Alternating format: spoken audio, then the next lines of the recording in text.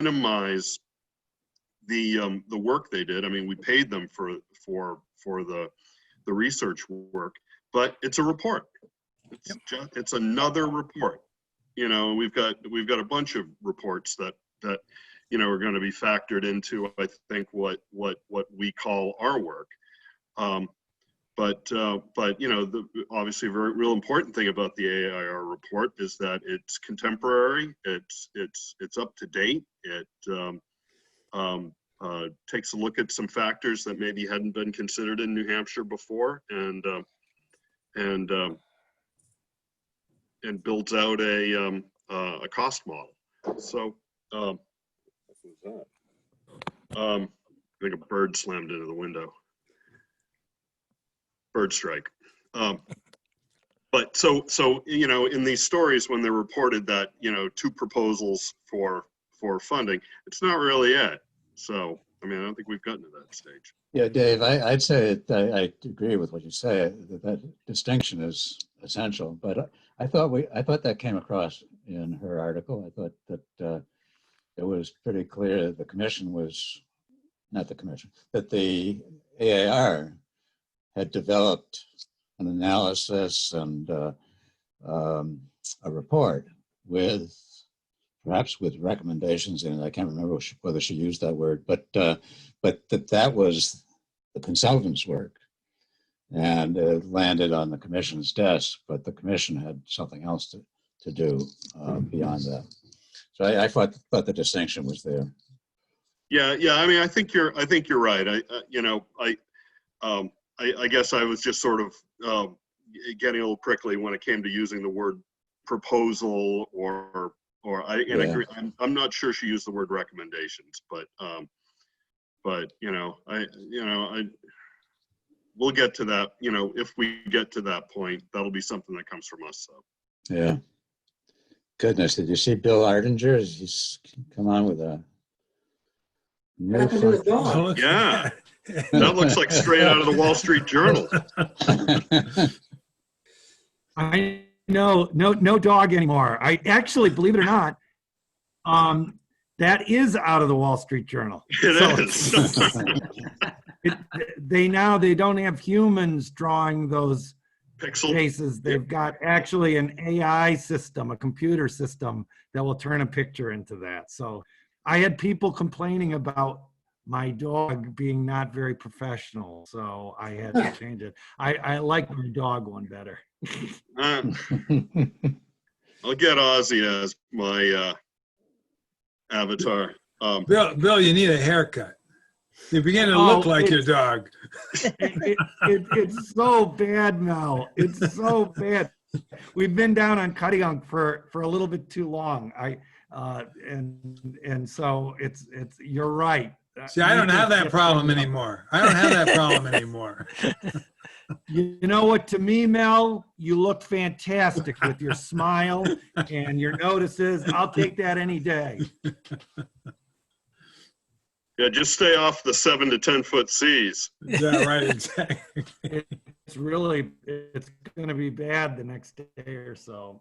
Yeah. We're on the northeastern wind is coming as that hurricane slides up the Atlantic. I tried sailing on Saturday on our lake, and I'm halfway taking my boat apart, so I only used the jib. Well, the wind was blowing so hard, I was going forward and sideways at the same time. I just couldn't overcome the power of the wind with my little jib on my sailboat. So it was an interesting afternoon on the lake. Oh, that's great, Bill. So let's see. I'm not seeing David Ryan. John has a conflict. I know Chris has to leave around 3:15. Chris got to leave 3:15. And did Mary Haven't heard from Mary. She sent me an email, said she was going to be a little late. Oh. Okay. And it looks like we got everybody else, yeah? I think so. All right, good. So we're ready to get this thing started? We got a busy afternoon, so we'll call to order the meeting of the Commission to Study School Funding. Today, September 21st, 2020, just after 2 o'clock in the afternoon. And in being consistent with the governor's emergency order with respect to public remote meetings, we'll get it started with a roll call, and I'll start it off. Dave Luno here in Hopkinton with Ozzy the long-haired dachshund, who's not my avatar at the moment. So. And Mel, you're up. Mel Myler. I'm in Port Clyde, Maine by myself. Okay, and Dick Ames. Dick Ames, I'm here in Jaffrey in my home alone. Great, thanks. And Rick Ladd. Rick Ladd's here in Haverhill, not alone. Wife's here and 2 homeschooling kids. Okay. It's crowded. Yep, busy space. So, and Jay Kahn. I saw there. He is. Present in Keene and by myself currently. My wife's in the house. Great, thanks, Jay. And John Morgan.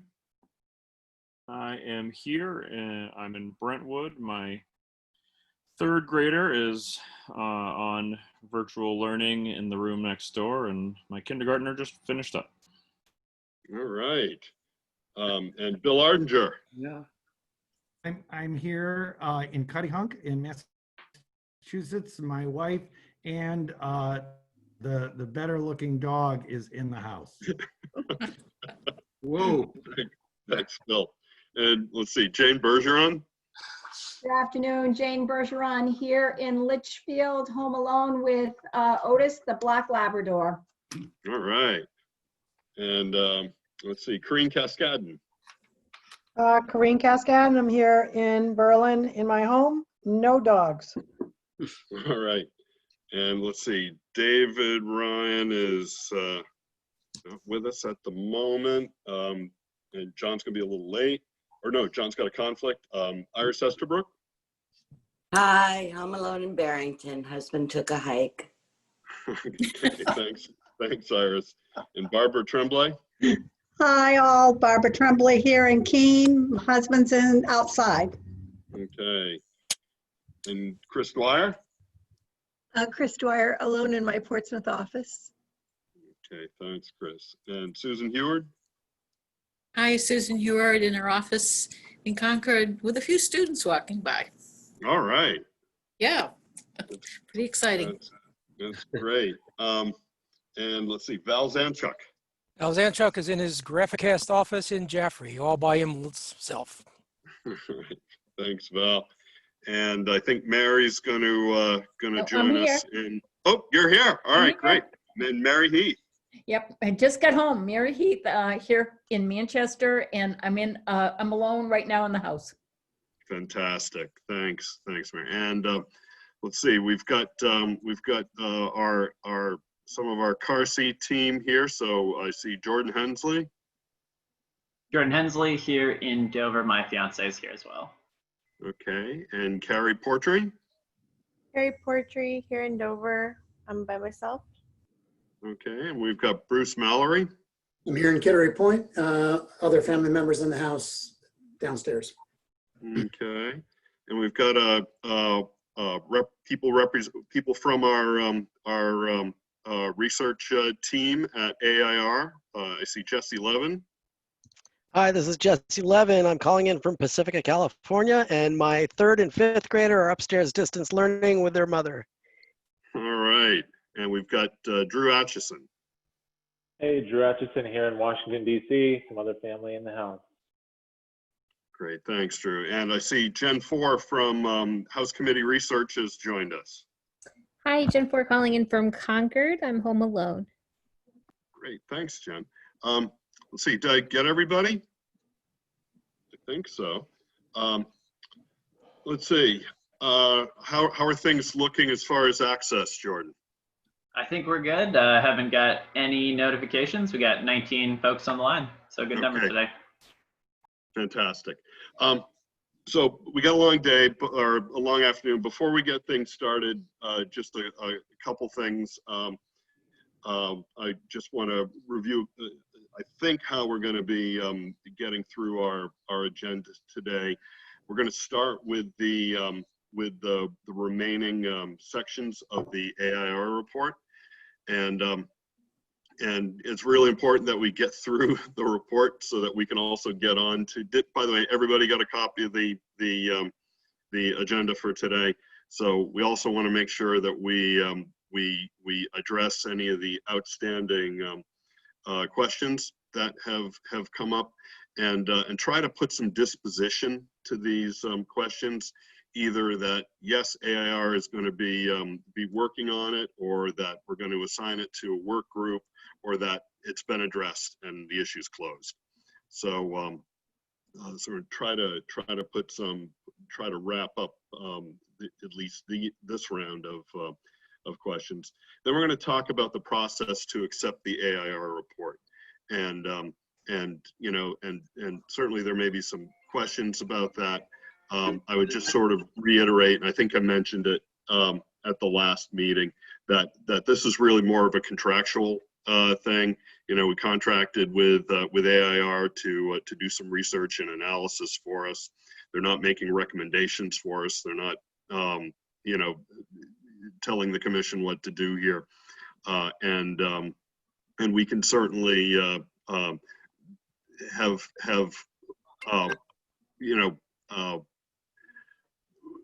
you know, we could adopt certain sections of it. We might not adopt sections of it. We're not making a determination or a merits case on what's in the report. Just really saying that they you know, completed the work that was outlined in the statement of work. And so Bruce is going to walk us through that. And then we're going to have a quick budget update, which is really important, particularly at this stage of the game, because we know there's some more work to do, both with AIR, and we're going to talk a little bit about that, and also making sure we keep full view of what we may need down the road after our commission's final report is done, in terms of support and services from the UNH Carsey School and Bruce's team. So so we'll talk about that. Bruce, quick thing on group agreements. Bruce just stepped away. Bruce stepped away. Well, I mean, is anybody not familiar with the group agreements? I think they've been working really well. We've heard a lot about them, and they do tend to gain in importance as we get to more contentious stuff. But you know, I think they've worked out really well in this group. So so with that, we'll just sort of bring it over to the minutes from our last meeting. Let me see if I can find them on my screen here, which was held back on September 10th. And I would take a motion to accept, to approve these minutes. So I move. Second. All right. Motion to approve the minutes by Dick Games, seconded by Barbara Tremblay. Are there any comments, questions, changes, amplifications, anything anybody wants to add or subtract from the minutes that I think Carrie did this time? Did Carrie do these minutes? Thank you very much, Carrie. Any further comments on them? So we'll do a quick roll call. I can find that. So starting with Luno, yes. Myler. Yes. Ames. Yes. Ladd. Yes. Khan. Morgan. Yes. You want me to vote for J too, Dave? What's that? Want me to vote for J too? Can you? Yeah, take a couple of cracks at it. So, Ardinger. Yes. Bergeron. Yes. Cascadin. Yes. Let's see, Ryan and Beardmore out. Estabrook. Yes. Tremblay. Yes. Dwyer. Yes. Heward, Yes. Zanchuk, Yes. Heath. Yes. All right, the minutes carry despite Jay's lack of attention on the roll call. So, all right, back to our program here. So let's see, is Bruce back with us? Yeah. Okay, so what we want to do now, I think, is pick it up where we left off with Drew and Jesse in review, starting with reviewing sections 4 and 5 of the final report, and you know, we could take any of these questions if they. I think some of them may come up in these sections, or we can handle them separately. So I would just you know, see how that goes. So Bruce, we're just getting. I think we're ready to go with the finishing the AIR review. Okay. So Drew, I'll just turn it right over to you so you can walk us through those last two sections, and then we'll see about questions and comments on those, and then move to these other outstanding issues. Sounds good. Do we want to proceed like we were last time with screen sharing the report and just walking through it like on a page-by-page basis? I think the screen share is helpful, yeah. All right. And one other question, would you like me to share the prior version that we were going through last time, or would you like me to share the updated version that was sent prior to this meeting? Let's stick with the prior version, just because I think that may be what people have their own comments on, and that, you know. I guess, Dave, I'm wondering if it sounds like AIR is suggesting some changes. So it'd be nice to know what those suggestions are. Have the changes been in sections 4 and 5? Not a whole lot of substantive changes in sections 4 and 5. I think the biggest changes were with respect to the introduction and kind of the framing of the report. There was a section added that talks a little bit more about the data that we used and where the data came from. There was another section largely in response to some comments from Bill and others about kind of framing the cost analysis in terms of how it's different from the prior input-based method that New Hampshire has previously used, and the use of total spending and revenue rather than just looking at the state share. So those are. Why don't we use the new report then, and that way, if people want to go back and look at those sections, they can do that. And... All right. All right. Terrific. Over to you, Drew. Sounds good. Let me get to. Let's see. Do these get to section 4? I think that's where we were at previously. And I know that there was also some questions and comments sent in the agenda as well, so feel free to stop me at any point. So I know there's been some questions and clarifications about the 3 steps that we took here. So I'm not sure if that's something you'd like me to go over. I think Bill in particular had some comments and questions about the 3 steps. So Bill. Yeah, Bill, why don't you start in on that?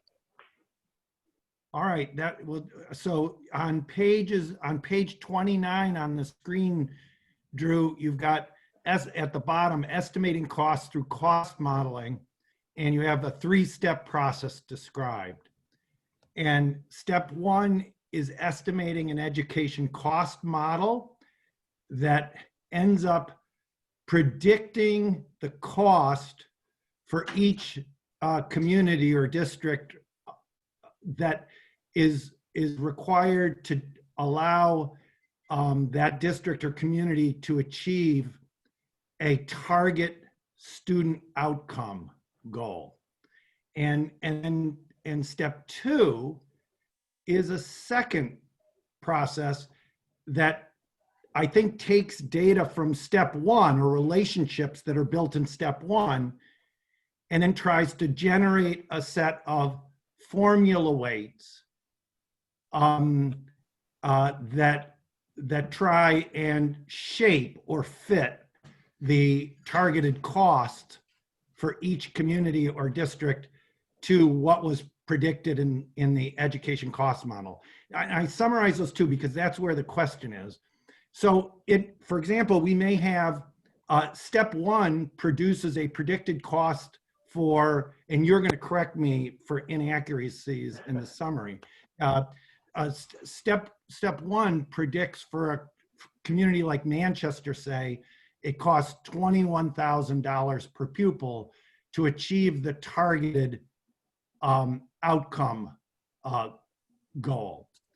And at the same time, step 1 comes up, let's say, with a neighboring community, and I don't remember the exact numbers, but Bedford, it predicts a cost per pupil of $14,000.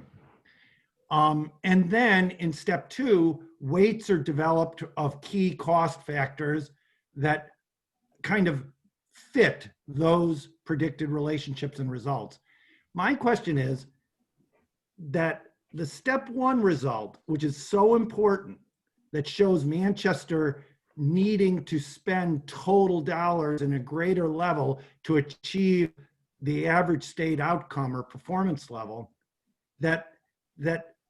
and Bedford less, that you could expect a lot of members of the public to say, hey, how does this education cost model actually work to predict this 21,000 versus 14,000 in this example?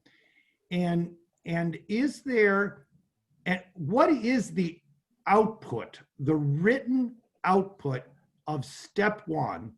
And how does it involve 2 columns? You know, what is the actual output that informs then, and which data from step 1 informs the step 2 process? Thank you for the background. Let me identify the question. Yeah, sorry for the scrolling here. Let me find the appropriate appendix table.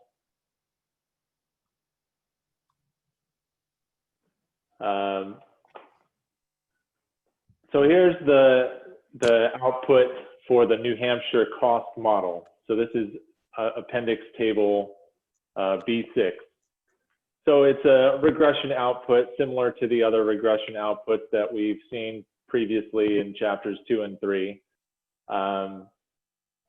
So basically, this regression can be interpreted and applied the same way that the other regressions can be. And a regression is just a mathematical formula. You multiply the coefficients by the variables, the characteristics on the left-hand side, and at the end result is a predicted cost for each district. So in step 1 here, we're using this more complicated regression model. And we're setting the outcome factor score to the state average when we do the prediction. We're setting these bottom 3 variables, which are the efficiency variables, the variables that we include in the model that are intended to account for efficiency. We're setting those to the state average. And then we're allowing the remaining variables to influence the cost predictions, influence the variation in cost predictions across districts. So it's a very similar process to the other regression analyses that we've already looked at. And you can use the coefficients from this model and the district characteristics for FRPL, special education, English learners, enrollment, etc., to generate the prediction. So it's just a mathematical formula based on the regression results that generate a predicted cost in each district. And then we use the second stage just to simplify it and to predict using a smaller set of factors, the dollar values associated with a change in each of the characteristics that we included in the weight estimation model. So the regression results here are what you would need to generate that first stage prediction for each district. Iris, go ahead. Can I follow up? Can I follow up to Bill's? Yep. Go ahead, Iris. I really thank Bill for his explanation because I've been having a really hard time wrapping my head around this, given that I don't understand a statistical regression analysis. And I therefore had a really hard time understanding how you got from that target outcome to a cost per district. And I've had a hard time understanding where the weights came from. But Bill's explanation that step one is to achieve the target goal for each community like Manchester, and then step two is to create weights that fit those numbers, begin to explain where the weights come from and why they work out the way they do. I still don't understand though, how come the total state and local spending that it's based on happens to equal the current state and local spending? So it's because we're using the average, existing average outcomes of the state in our predictions. So because the total state and local dollars all contribute to the existing average outcome level, we're basically guaranteeing that our predicted spending is going to be the same as the current state and local spending. In our second stage, we also took out some amount of spending for federal dollars for special education, catastrophic aid. So in our second step model where we estimate the weights, we have some flexibility to adjust the per pupil cost estimates from the first stage to account for those dollars that we wouldn't expect to be in a typical state funding formula. So in a way, you're saying that not only is the average outcome adequacy, but you're saying that our total funding is adequacy. And it begins to explain where the total numbers come from. Yeah, I mean, if you want to think about it, to generate the current level of outcome in the state, you have to spend the current level of dollars that the state is spending. And then you create weights to fit that. Because I couldn't understand what the different weights were based on and how you could have, for instance, a free and reduced be worth, 1.8 under without transportation and a 1.4, how there could be two different weights. Yeah, so the same elements seem very strange. Yeah, so I think that's a separate question that several other people had. Regarding the difference between the weights estimated with and without transportation. So the process for estimating, weights, I mentioned that we took out federal spending, we took out the spending on special education, catastrophic aid, and then we ran two separate models, one that left transportation spending in each district's calculated target spending level, and the second where we removed transportation spending from each district's target spending level based on these first stage regression output. So after we generated the predicted target spending for each district, we then pulled out the spending that we didn't want to include in the state funding formula. And in one model, we left transportation in another model, we took it out. And the amount of transportation spending in each district was based on roughly what they're currently spending. We did some regression adjustments for the transportation spending just to smooth it out a little bit across districts so that there's not huge spikes in certain districts that would drastically affect the weights. So we did some smoothing of the transportation spending, but the transportation spending is roughly what each district currently spends in transportation. So once we remove that, we estimate the weights, accounting for the differences in the removed transportation spending from each district. Yeah, I just think in general, we need to create something that's more of a narrative than a statistical explanation of how things were arrived at for general consumption. Because if you're not familiar with this kind of statistical analysis, it's very difficult to understand how step 1 flows into step 2, et cetera.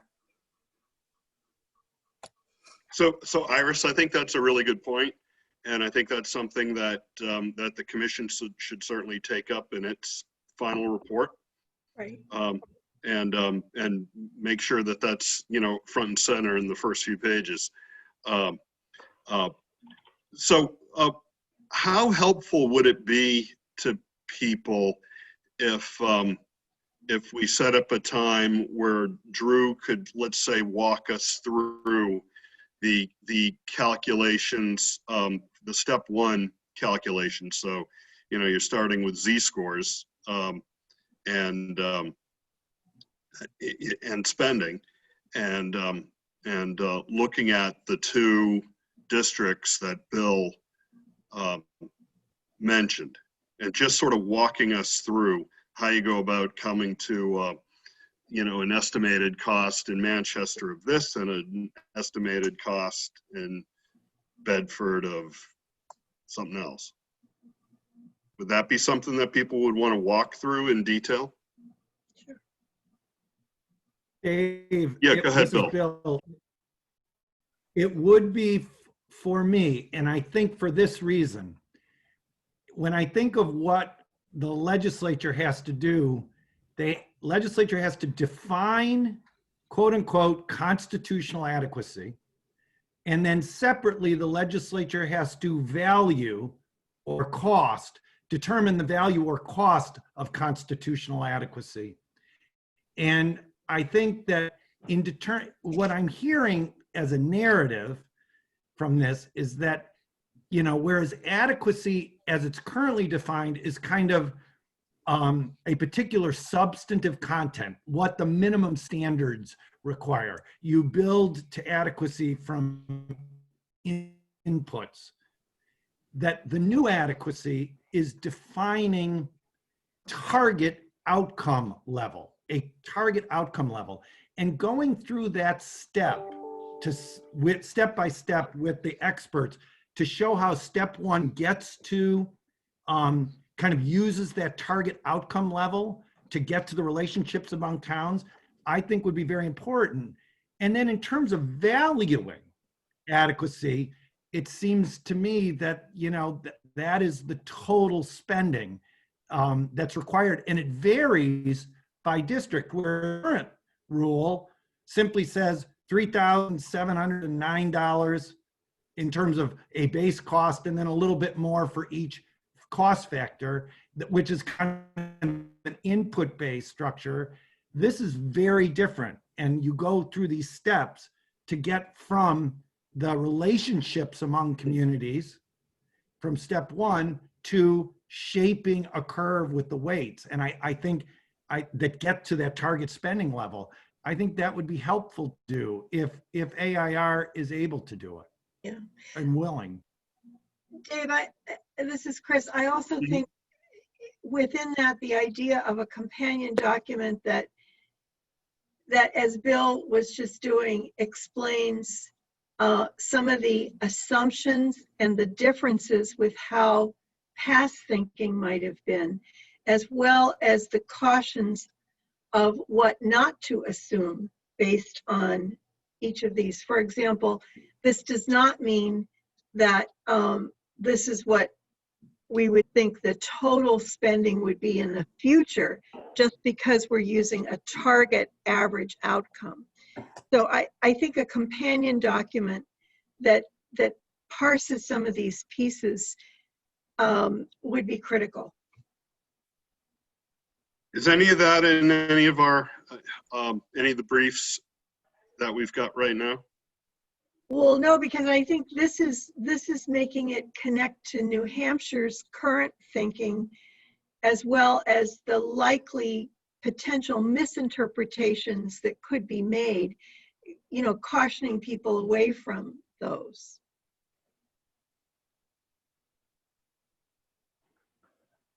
I mean, yeah, there's there's a lot of things we could do, and before we start talking about everything that AIR still needs to do, maybe take a look at the revised introduction, a couple of new sections that are in there, and see how those address your concerns, Chris. And if there's any kind of clarification that you think could be easily added to those new sections, then I think that would be a good place to do that. So let's, yeah, but we can keep that in mind moving forward. Well, and I'm not necessarily thinking of something that you would do, but something that becomes almost a transition document for the pieces of this report that the commission uses in its recommendations. Agreed. Right, I think that's something that probably we could, at Carsey, can help put that explainer together. Dave? Yeah, Rick. I got a question for Drew, or for AIR. Several years ago, we did look at our achievement scores, and of course now we're looking at an aggregate score of our graduation attendance and achievement for a student outcome measure. And if I'm looking at the communities which have less than $800,000 per pupil equalized valuation per pupil, there was a relationship between achievement and the lower that equalized valuation amount went per pupil.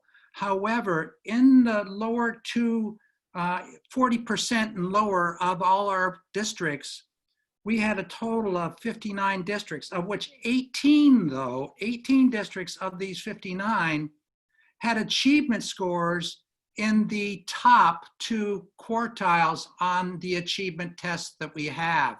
So they would already be receiving that average aggregate score. I'm assuming their attendance and graduation rates would be also high, and I think they were. So what are we going to do? Are we going to fund these 18 districts with additional money if they are already there achievement-wise? I would ask us to, I mean, I'm not sure which specific districts you're talking about, but I'd take a look at the simulator and see what the funding levels are for those districts you're referring to. It could be that they have very low, you're talking about low valuation districts, right? But they could also have low poverty rates and low special education rates. So our funding formula is really based on the needs of the students in the district, and then where we really build in capacity to pay is in the revenue side, where we talk about the minimum local contribution and the split between the state share and the local share on the minimum local contribution side.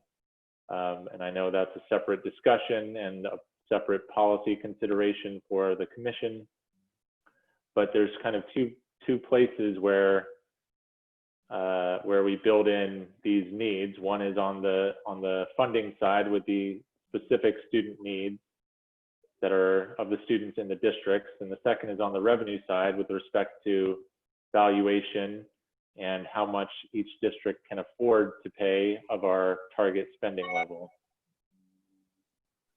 Yeah, Drew, I think you laid that out pretty well right there. And it's also important, I think, that we need to recognize that essentially the two parts of this model. The first part being the estimated cost model and the steps that we just talked about that arrive at the estimated costs, and then the weights that would then feed into the model to allow you to calculate those costs, those estimated costs. And then the other part of it is how you go about funding it. And the AIR team has showed us a couple different ways to do it, but there's a lot more than there are a lot of other different ways too. So that could be very different than those. So I think what we're really looking at from this report is really the the estimated cost model, and being able to understand, be able to articulate in our own words, and also obviously rely on the commission's report on the rationale behind moving from inputs to outcomes. And number two, the having each of us having an understanding about how those estimated costs were arrived at. Whatever it is for Manchester, whatever something else for Bedford, and being able to really make sure we each understand how they were arrived at, so that we can explain that to friends, neighbors, colleagues. Dave, Jane had her hand raised earlier. Oh, yeah, Jane. Well, I'm just going back to the conversation about the formula and how we got to the weighted measures.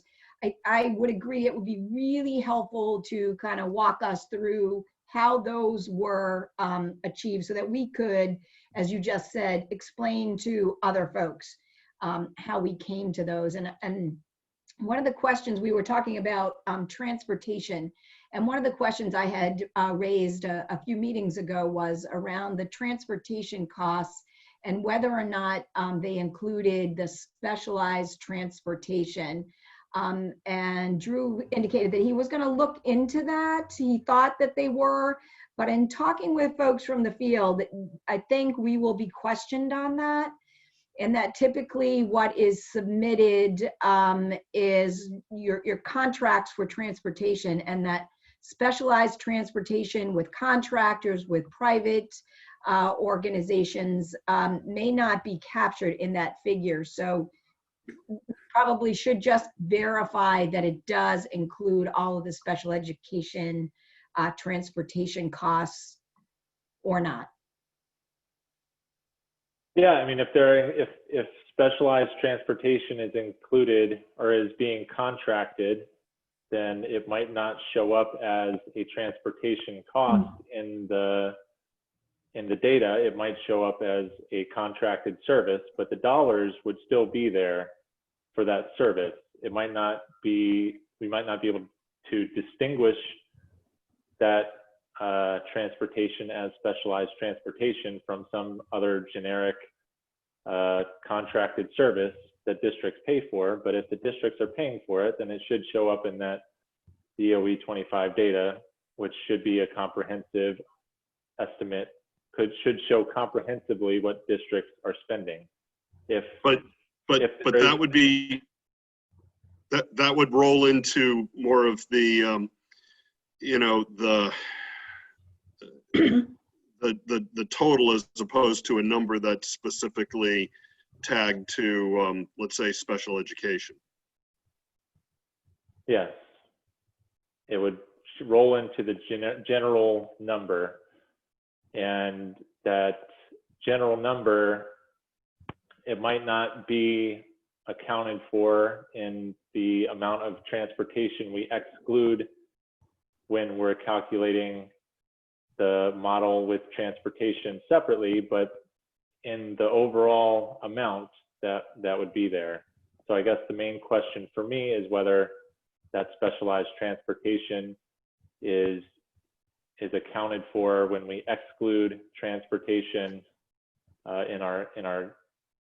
in the model where we do exclude transportation, or whether the specialized transportation is still in the dollars even after we try to exclude transportation. And if it's just showing up as a general contracted service, then there's no way for us to know what that's really being spent on. Right. So Bruce, can we add that to the that list of the key issues? Yeah, absolutely. Yeah, and maybe assign that to I don't know, is that an adequacy work group? Yeah, we can do that. If that conversation about transportation in or out is going to be discussed in adequacy, then we should include the special education. I just as a, it is one of the complications of trying to tease out costs from the $2.9 billion total. Is that you begin to isolate a certain portion of expenses, and you're not sure how perfect that isolation is, and I just makes me anxious to think about trying to work away from the overall spending. But we can have further conversation on it for sure. Dave, can I just have one follow-up? Yeah, go ahead, Jane. Yeah.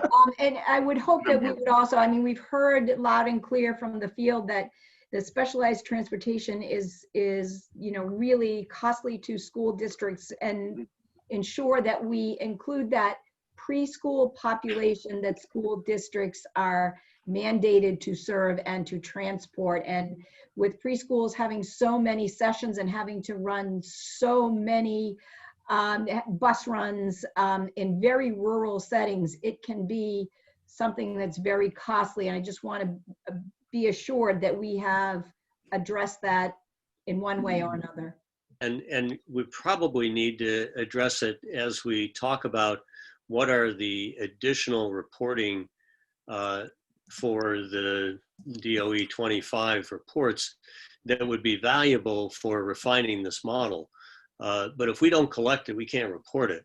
And that, I think we face that problem on a few of our, it's still to be determined issues.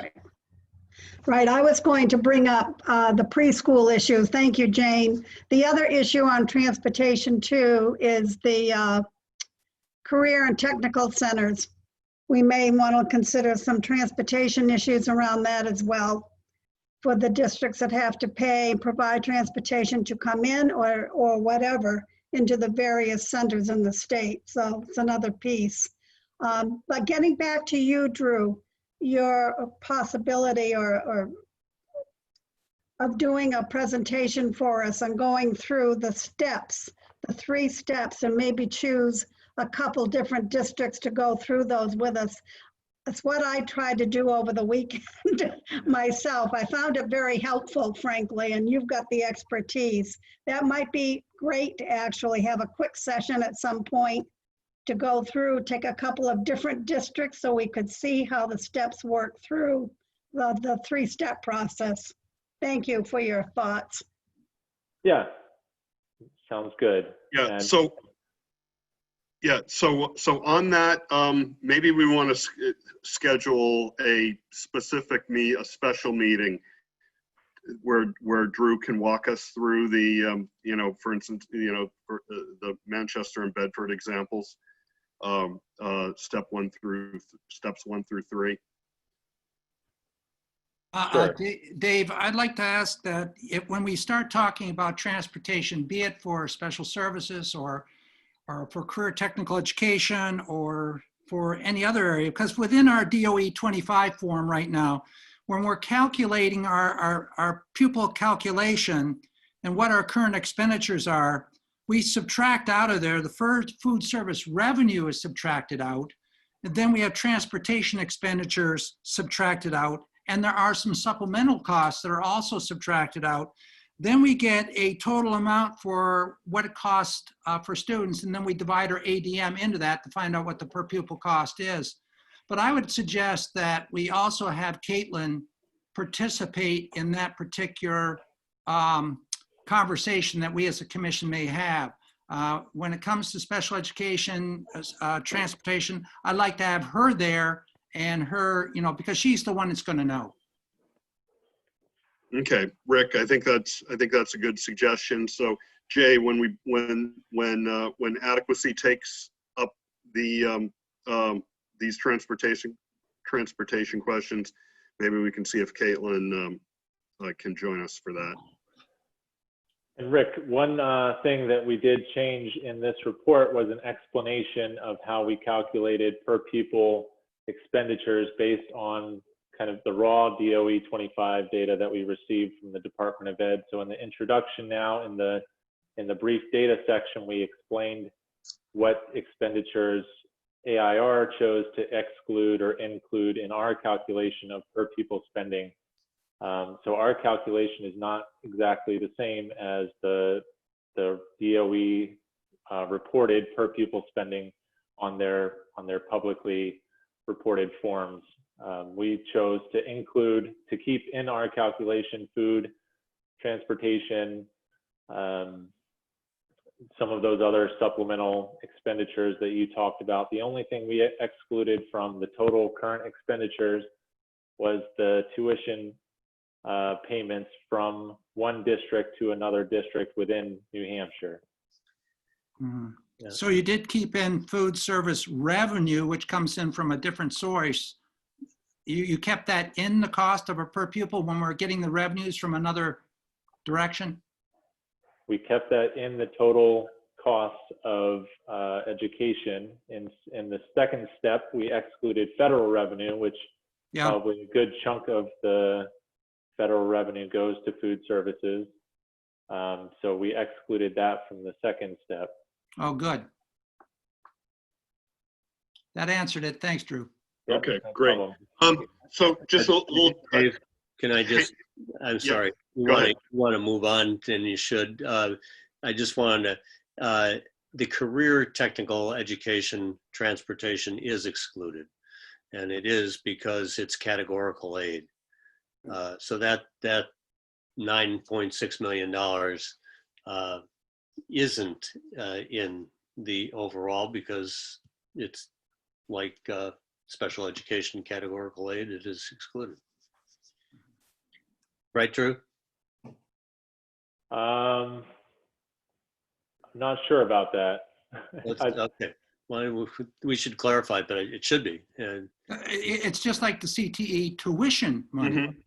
Yeah. Yeah. Well, it is. If it's tuition money from a district in New Hampshire to another district in New Hampshire, it would be excluded. But if it's the expenditures for transportation, I don't think that's excluded.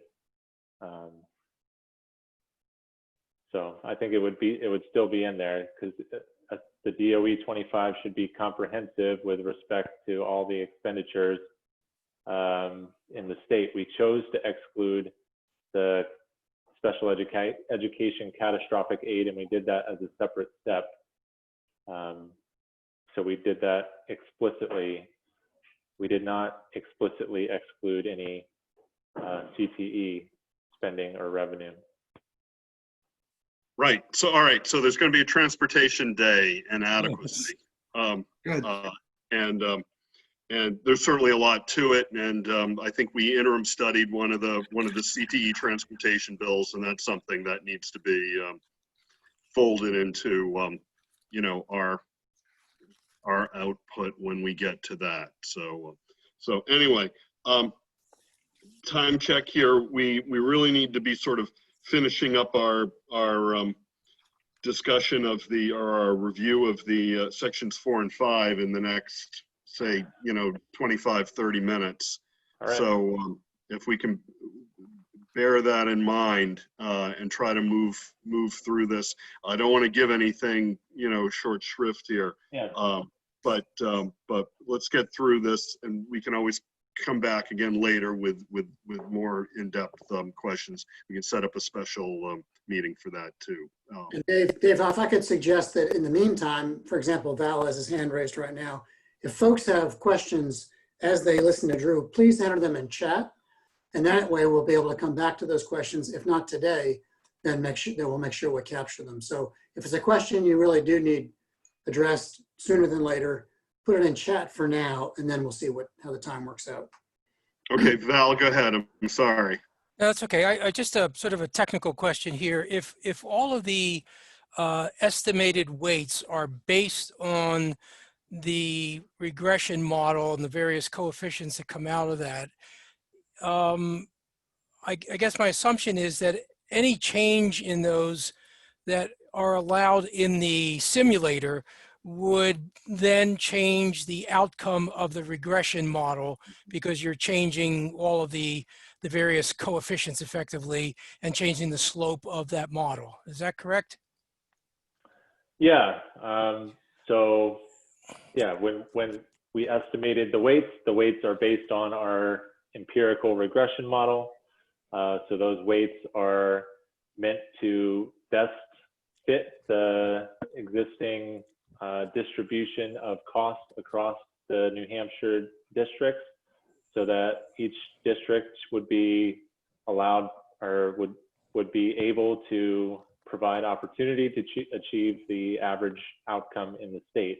Okay, so if that's the case, then it would seem to me that we should not allow any modification to those weights in the simulator, because you're just throwing stuff at the wall, not knowing what's coming out at the end. And if in the future some legislature decides to play with those weights and comes out with a model that's not represented by the best fit, somewhere down the line, some district is going to complain that they weren't given the proper amount of money. So given how complex this is and the difficulty that I think all of us are having in correlating something between a build-up cost model and a regression analysis, to leave that weight estimation open to interpretation and modification without any real understanding of its impact, it to me is a very dangerous situation. The model is the model, the weights are the weights. There should be no modification, because the modification is going to be driven perhaps by people thinking in terms of actual cost build up from the old model, and it's just going to be apples and oranges smashed all over the place. Val, thanks. I think that's a really good observation. And there's certainly, you know, remember there's the second half of the model too, which is not the estimated cost model, which is based on the empirical work that AIR did. The how you go about paying for it models can do a whole lot of different things. So if you think certain districts are going to need more help or something like that, that doesn't need to be done in the estimated cost model. That can be done outside of that. Outside of that, yes. So, all right. All right. I know we've already kind of discussed a lot of the complexities of the cost model already, but I think the way that we intended to lay this out was to walk the readers through the steps. So this would be kind of the simplified output of the first step. What are the cost factors that increase or don't increase cost in our models that we used? And we used the New Hampshire model. We also used the regional model. Subsequently, we justify why we chose to emphasize the New Hampshire model rather than the regional model. But I'll keep going unless someone, so if, I know we have a lot to get through, so I'm going to keep going and I see Iris. Yeah. Yeah, go ahead, Iris. I was just trying to type it into chat. I was just concerned about I wanted to follow up on Val's point. I mean, if we're going to think about this as something where each of the elements has to remain as they are, then I'm really concerned about going back to the point about small schools by choice that left the result that Waterville Valley and Newington got more per pupil than Claremont. I think something like that is going to be a glaring, I don't know, what is it, an anomaly of the model that that people are going to point at.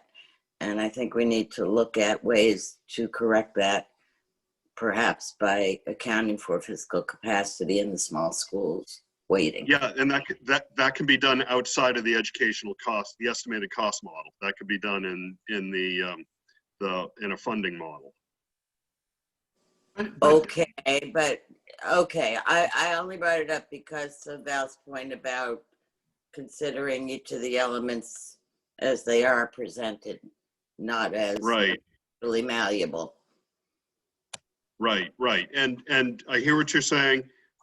Waterville Valley has 20 students, I think, in the model. Maybe their enrollment's going up a little bit, but you know, it's not driving the model the way most of the other districts are doing. And yeah, my sense is it's going to take care of itself when we get to the. Per our last discussion, Dave, is AIR looking at multiple categories or weights within the special education weight? Although we see many different categories of special education. I thought that AIR was going to do a check, as many states do have multiple categories within that topic. New Hampshire has not done that. New Hampshire aggregates them into a single category. And other than the FY 19, FY 20 report, I don't remember which. It's not disaggregated. It's all one special education weight, and that's true with our existing model. Well, that's going to be difficult for some folks to understand, seeing that it costs much more for occupational therapy or speech, or for a full-time child that has a one-on-one versus a kid that just goes to the resource room twice a week. I get that. That's the way the current model is, and we just didn't. We were not able to get the resolution of that data from the DOE. Yeah, and the average weight is just an average. It doesn't mean that that's how each district has to spend the dollars. So if the average weight is four times more for a special education student, and some special education students only cost 2 times more, and some special education students cost 5 or 6 times more, then hopefully the average works out so that districts can spread the dollars across special education students in the way that they need to be able to serve the needs of the higher needs special education students, as well as the needs of the lower special education students, using the average funding level. And I'd also point out that there's still the special education catastrophic aid that's outside of the formula that districts will get to serve those particularly high need students that have particularly high costs. I thought that was going to happen, and that's why I introduced the bill the other day, dropping the 3.5% or 3.5 times in the catastrophic to 2.5. So it may help some districts. So there'll still be the categorical aid for special education for the highest need students. Otherwise, it's a blended number. And I think, Drew, you'd pointed out, if the mix of special education needs is fairly, is similar across districts, then a blended number would certainly be very appropriate. And in a lot of districts, sometimes these specific needs they're so, especially smaller districts, 1 or 2 students, and I think protecting the privacy of those students and families is important to the DOE, and I think as a school board member, it was important. I know it was important to me. All right, Drew, I thought this was a telling chart here. Yeah, so this compares our New Hampshire model and the regional model, and you can see generally the 2 models align very well. There are some kind of vertical separation between the 2 models, and I think that's particularly due to the higher small district adjustment from our New Hampshire specific model. So you can see that there's some separation with the smaller districts in our New Hampshire model compared to the regional model, but in all, they align very well with a correlation of 0.77. And so with the additional usability of the New Hampshire data, the precision of the New Hampshire data compared to what we used for the regional model, we chose to emphasize the New Hampshire model for our subsequent presentation of results.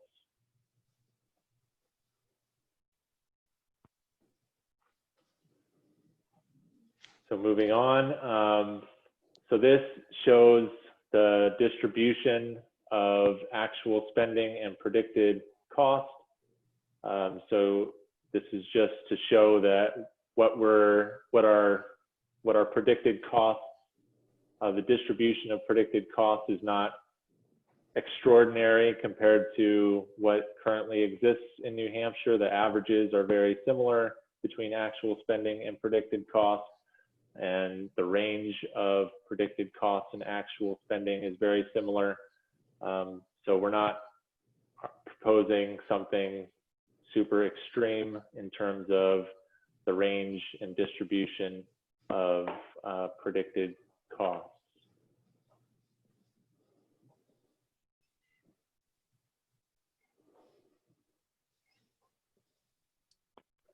Here is a figure showing the outcome gaps and funding gaps in 2018-19.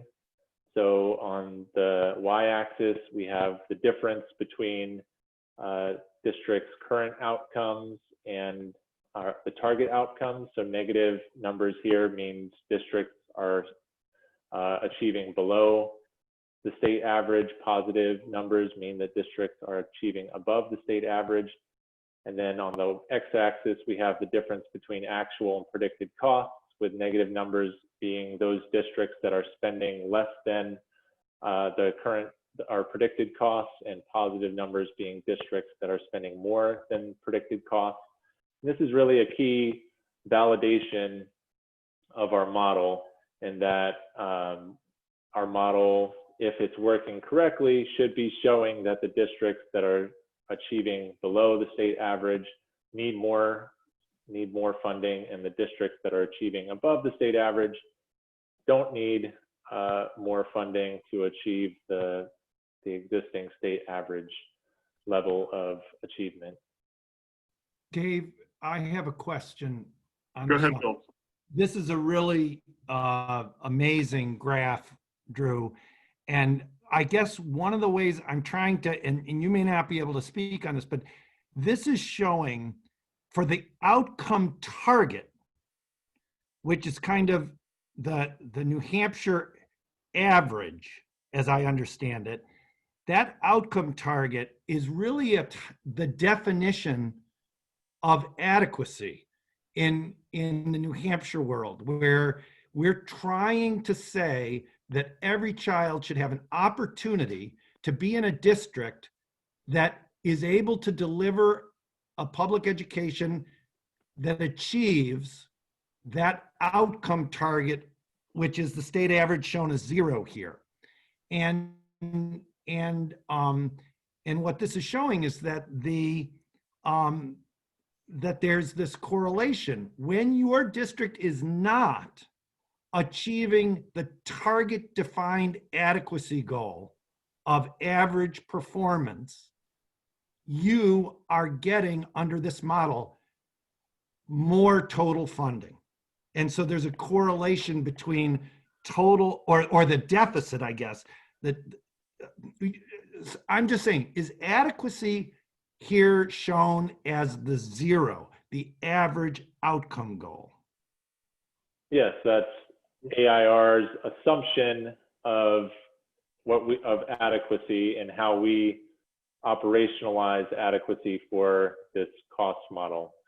And I know there's been some questions about clarifying what AIR's definition of adequacy is versus whether this is the state definition of adequacy, and this is AIR's definition of adequacy, that to operationalize the cost model. So when we use the cost model, we have to predict a given set of outcomes or at a given outcome level.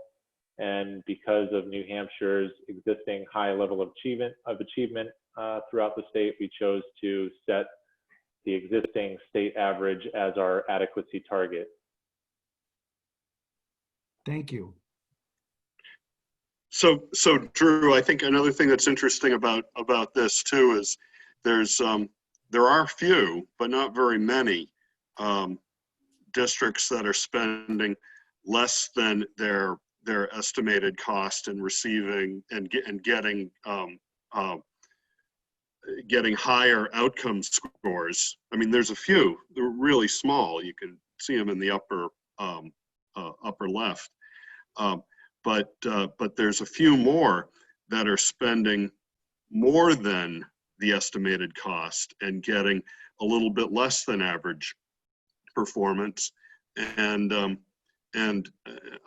don't know if we'll have time to dig into each of these cases more particularly, but you know, it also, you know, comes to mind that we do have situations in New Hampshire that where education spending, I keep using the phrase like defies the law of gravity or defies the laws of physics, because of the way our state our funding statutes are, and so, you know, I think more along the axis that shows less funding and lower performance, more funding and higher performance, where the bulk of those districts lie, probably are more consistent with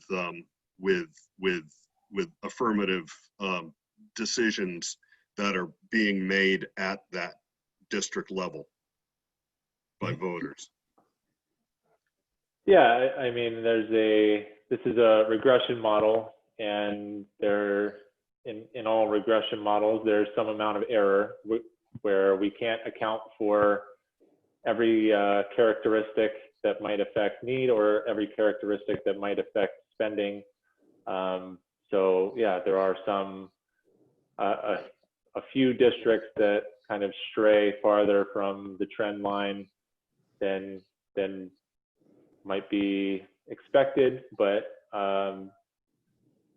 we've identified the major cost categories that affect student outcomes and affect spending and cost, and that's why we get the fairly strong positive correlation here that we do.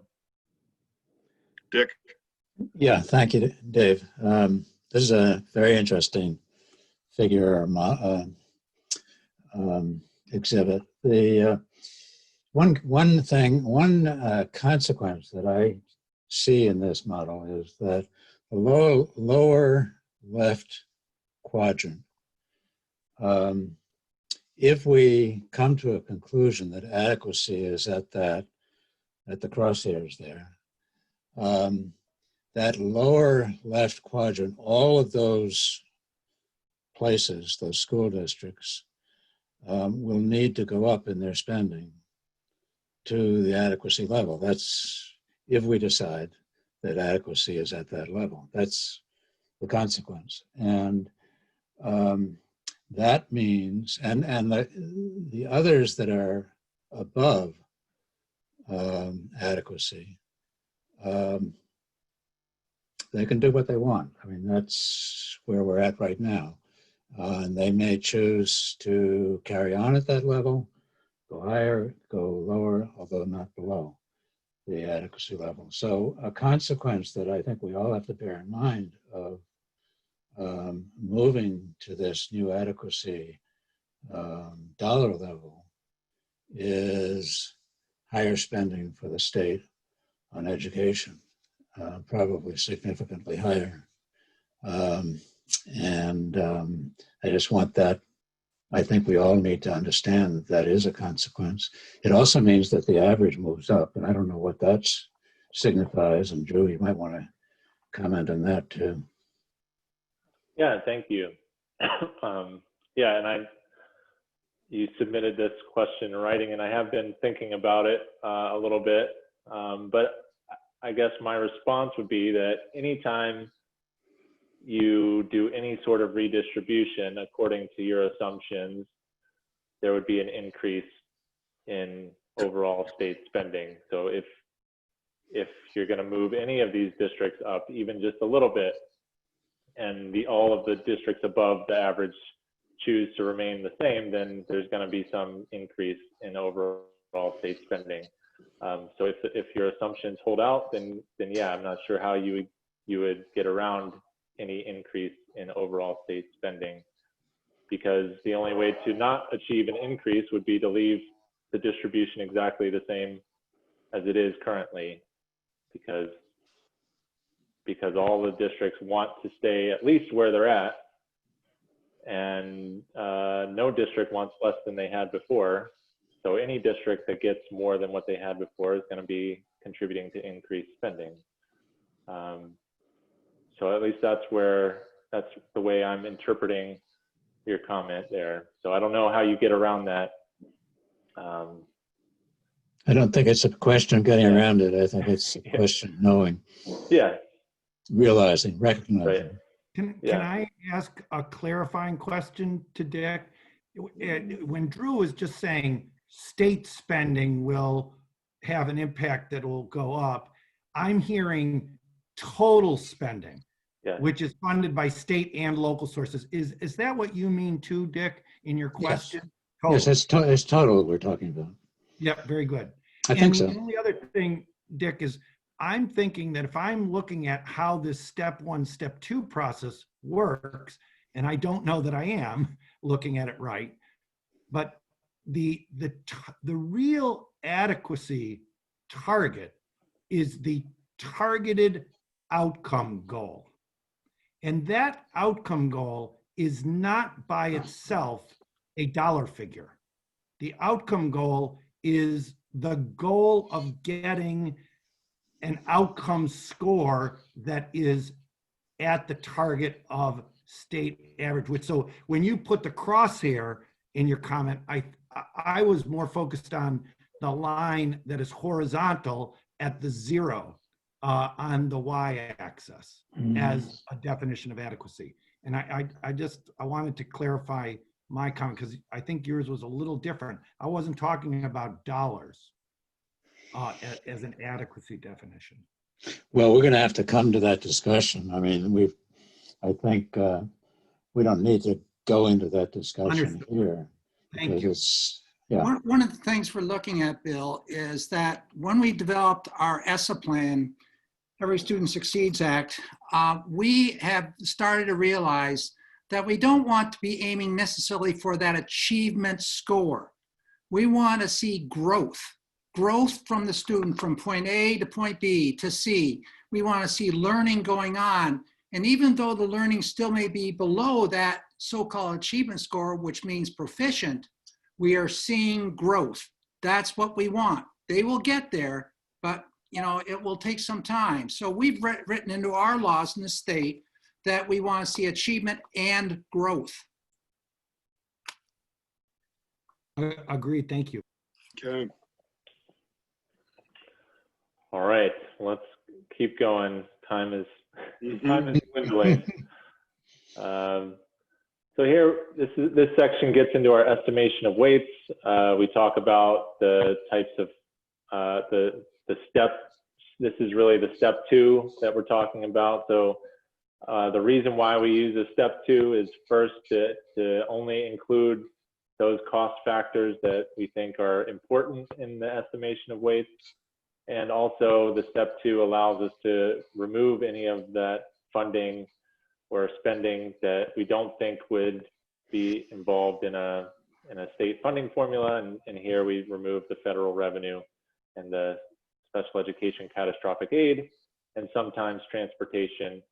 And there was a comment about explaining more about the advantages or disadvantages of including or excluding transportation. So we included a new footnote here that discusses some of the things that the commission might want to consider when thinking about transportation. So that's a new addition. So read that when you get a chance. So this exhibit is the weight estimation model. So this is the estimated dollar amount that each cost factor contributes to the target per pupil spending figure. So again, as with the prior exhibits, the FRPL rate is interpreted as a 0 to 1 or a 100% increase in free and reduced price lunch results in $8,700 more in the predicted cost. Another thing that change that we made since the last version is we added some of these exhibit reads notes, particularly to the regression tables to explain how to interpret these regression estimates. So hopefully that's helpful to the commission.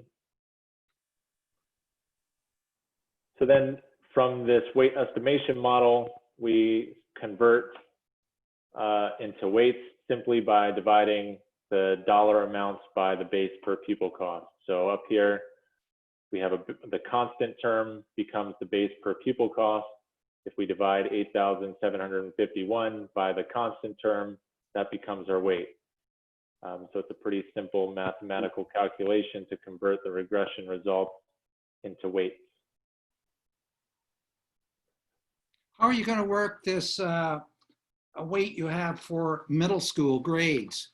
We have some grade schools here that are K through 6. We have some middle schools that are grades 4 through 8. We have such a scattering of organizational structure. How's this going to work with this type of, formula? What do you mean by middle school grades? Right. That was another comment that we got from some of the public constituents. Doug Hall and Jeff McLynch brought that up to us as well. And the way that we operationalize that for our district level analysis is the proportion of students in grades 6 through 8. So we actually calculated how many students in each district are in grades 6 through 8, and then calculated the proportion of calculated that as a proportion to include in our regression models for the cost model and the weight estimation model.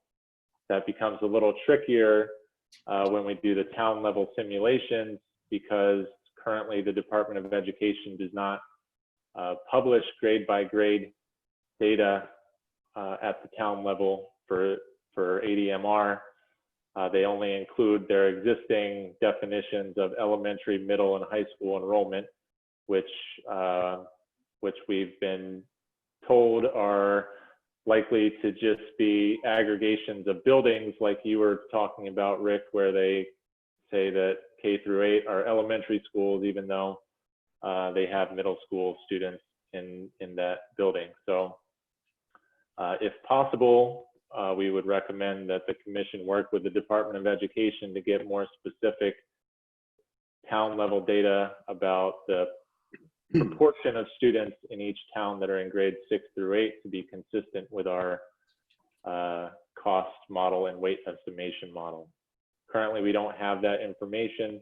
So what's presented in the simulator is the department's existing definitions of elementary, middle, and high school enrollment, which don't align 100% to how we would prefer to calculate middle school enrollment.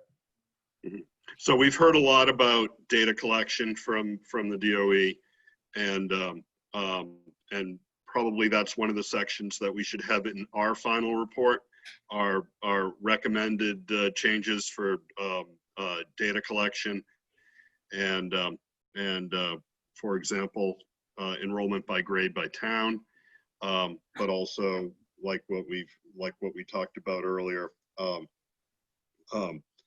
data collection with respect to maybe larger categories of special education or and things like that. So, all right. So all right. Drew, just to so couple of things. I think we're gonna have to have another meeting to really get, to drill down on the 3 steps and how do the weights get arrived at and things like that. I don't know if we can sort of just move very quickly through the rest of the report and just sort of bringing people up to speed what they're looking at and then go to the final section very quickly. Yep, sounds good. So here is a exhibit that just shows the relationship between free and reduced price lunch and our simulated funding. So there's a positive correlation. If you recall, when we looked at the existing distribution of actual spending, it was flat or slightly negative. So this would suggest that our model is more progressive, or doesn't just suggest it. The model is more progressive than what actual spending is in the state. These figures, there's a set of figures here that just compare actual spending and simulated funding according to various characteristics of districts. So this is by free and reduced price lunch quintile. So we see a positive relationship here, whereas actual spending is kind of up and down.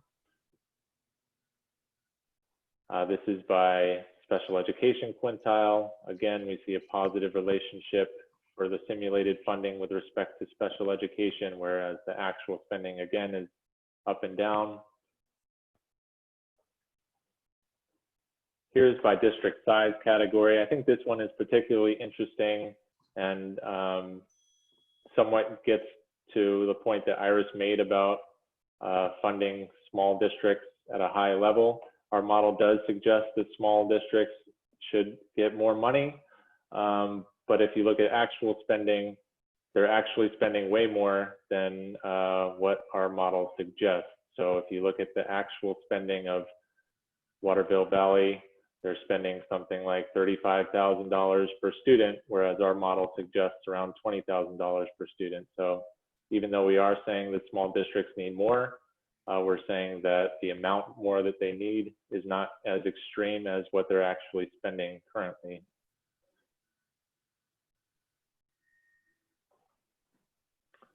So here, this section really just talks about how we went about making the simulator.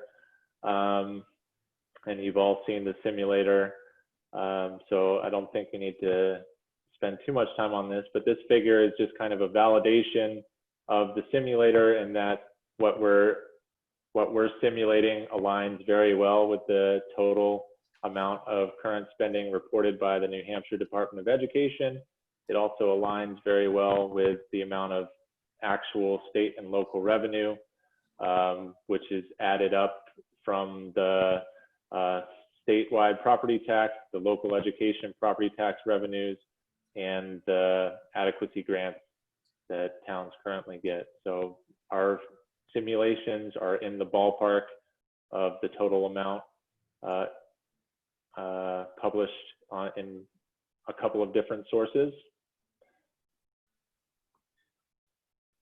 And then this last section gets into the revenues, which we've talked about in presentations, goes through the example of a $5 minimum local education tax and raising the bulk of the rest of it through a statewide property tax. It goes through a few different district examples of what that would look like. And then we present a similar figure where there is no minimum local contribution, and the state would raise most of the necessary revenue through a statewide property tax. So that really rounds out chapter 4. And then there's a small one-page set of conclusions here. So that gets us through the report. So I'll stop there and see if there are any remaining questions before we move on. I guess just a note, if I may. Go ahead, Dick. On the small school weight, the weights I guess, for small schools.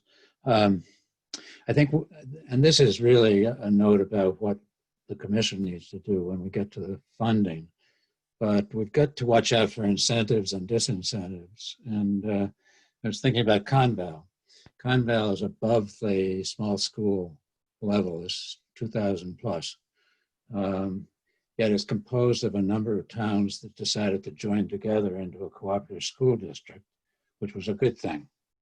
And if we're creating a model that sort of enables small schools to stay where they're at, and perhaps even creates a disincentive for joining with others because they're going to lose that extra boost if they go above 2,000, would be a bad thing. I think that would be an outcome we wouldn't want. So we've got to watch out for incentives that are tied into these formulas. Yeah, and that's one thing that we've discussed with the executive team, is to look at a way to smooth out the existing stepwise small schools weight into a more continuous set of weights that don't have those discontinuities at various cutoff points. So that's one thing that we have on our minds moving forward, if we can find the time to do that. Right, and that's actually one of the things we're going to be talking about very shortly. And that's where my concern with the small schools issue came from. Yep. It's the same thing. We're creating an incentive we don't want to have split effect. For a wealthy town to continue that practice. Right. I agree, Iris. Yeah, and Drew's comment that we're giving them more, but not as much more as they're currently spending, just reinforces my feeling that a lot of these are wealthy towns we're talking about. So let's separate for a moment the estimated cost, which is based on the empirical thing, with the ability to raise local tax dollars for that. Separate those two things. I think estimated cost is about what it really is going to cost to get an average outcome, state average outcomes, predictable outcomes, and how the state goes about funding that is just like in this report. It was, there were a couple different models that AIR has put forward, but there's a lot of different models. I mean, we've heard from Fred Bramante with a model. There's lots of different models out there, and we'll be looking at those in fiscal policy. And once we look at all of that together, I think we'll have a good sense as to how these things work together. The weights that create the incentive, so it's also an issue for adequacy. For instance, the weights create the incentive where there's something, like in school, in the enrollment. In small schools, in wealthy towns, yes. Mm-hmm. Which is why I wondered, why we couldn't have some kind of measure of fiscal capacity that combined before you receive that additional weighting. I don't know.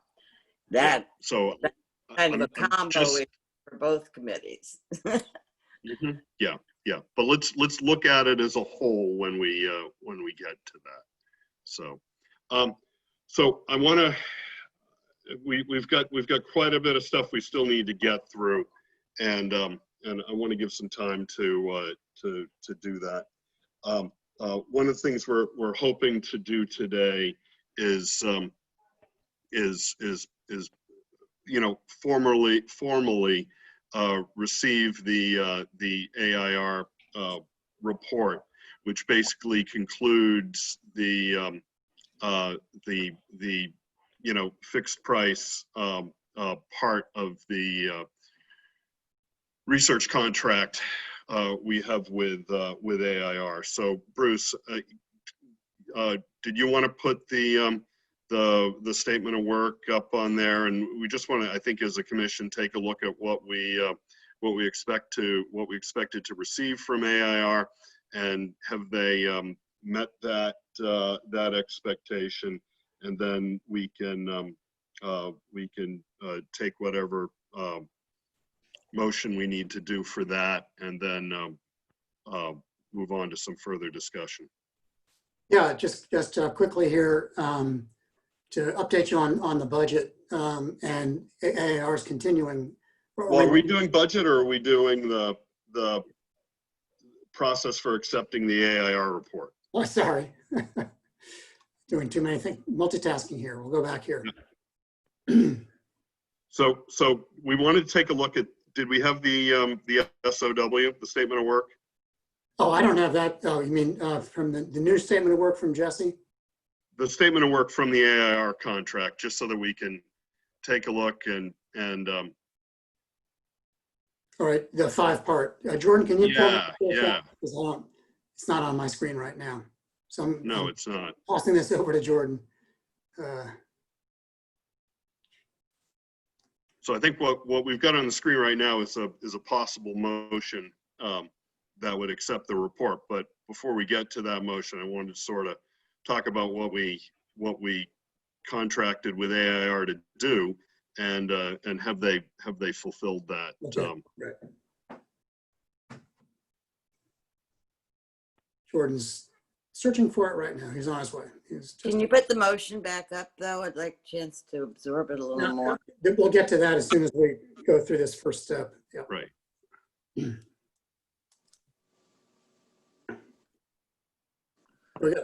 Okay, can everybody see this? So can you walk us through this real quickly, Jordan? Yeah, so the scope of work included several deliverables. The first was identifying and collecting data. The second was identifying appropriate methods for evaluating educational opportunities and outcomes. The third was applying those methodologies and recommending remedies for disparities in educational opportunities and outcomes. That includes, as we talked about here, risk analysis, the equity analysis, the comparison of equity across states, cost function modeling, and estimating a New Hampshire specific cost model. And then in deliverable 4, modeling those recommended options, and then putting that all into a final report. And that is the fixed price, as Dave noted, and then additional consulting. And so that's all here in one table. So identifying, collecting data, identifying appropriate methods for evaluation, methodologies, and recommending remedies for disparities, modeling the options, and then final report and additional consulting.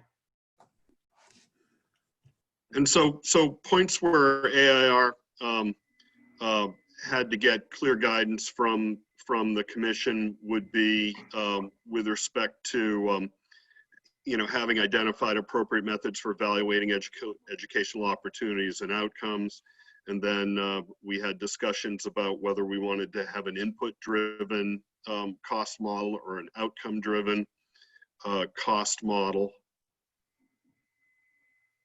back in that time frame.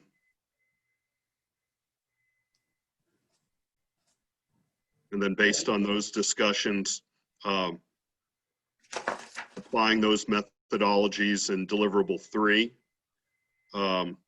modeling them in deliverable 4, and then issuing the final report. I think we saw the draft report, which was essentially like a PowerPoint deck in right at the beginning of August, and then the final report was delivered to us, I think on September 1st.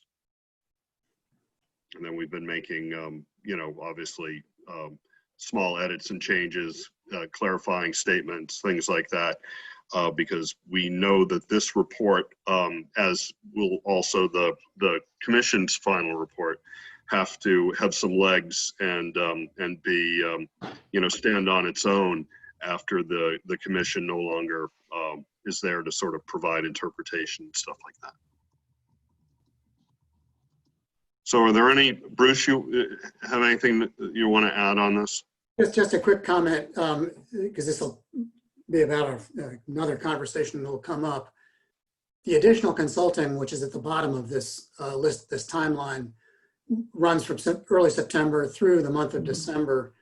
That was projected for about a total of about 45 hours of Drew and Jesse's time and a little bit of support time. It's a time and materials extension, essentially. The value of that's about $9,000. That's essentially what they're doing for us right now by helping us continue to work with and edit and clarify the final report that we've received and respond to some specific questions from commission members. So that additional time and materials piece of this scope of work is now being consumed at a fairly rapid rate. And so later on, we'll talk about some additional support that we think we'll need from AIR over the next few months as we get deeper into the report writing and dissemination. Right. So, what we're looking at to do, and Iris, we'll put that motion back up on the screen in a minute. But we're looking as a commission to determine whether AIR has met its contractual obligations under these 5 deliverables, so that we can move on and keep working together on things. In determining the whether they've met their contractual obligations, you don't have to agree with anything in the reports. You certainly don't have to agree with everything in the reports.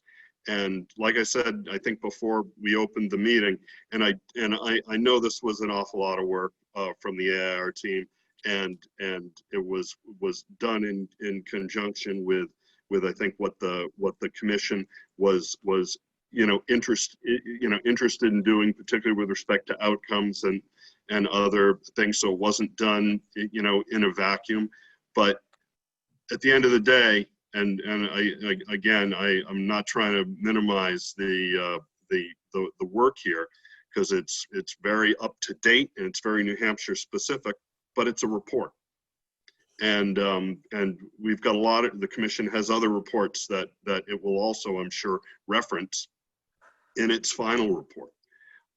So we're not looking at this as recommendations or the commission taking a position on saying, hey, what the AR team has done needs to get turned into New Hampshire law. We're not saying that by accepting this report. Well, where are people at, Iris? Well, again, I need to see the motion because just the quick reading I was able to do when it was flashed up on the screen seemed like the first sentence said what you just said, that the second sentence said much more than that, Mm-hmm. that the third was more neutral again. Here we go. So you move to accept it, including all of the analysis. But then you go on to say, I don't understand why you there it just isn't a period after communities, and that's it. Acknowledge that the model provides a useful illustration.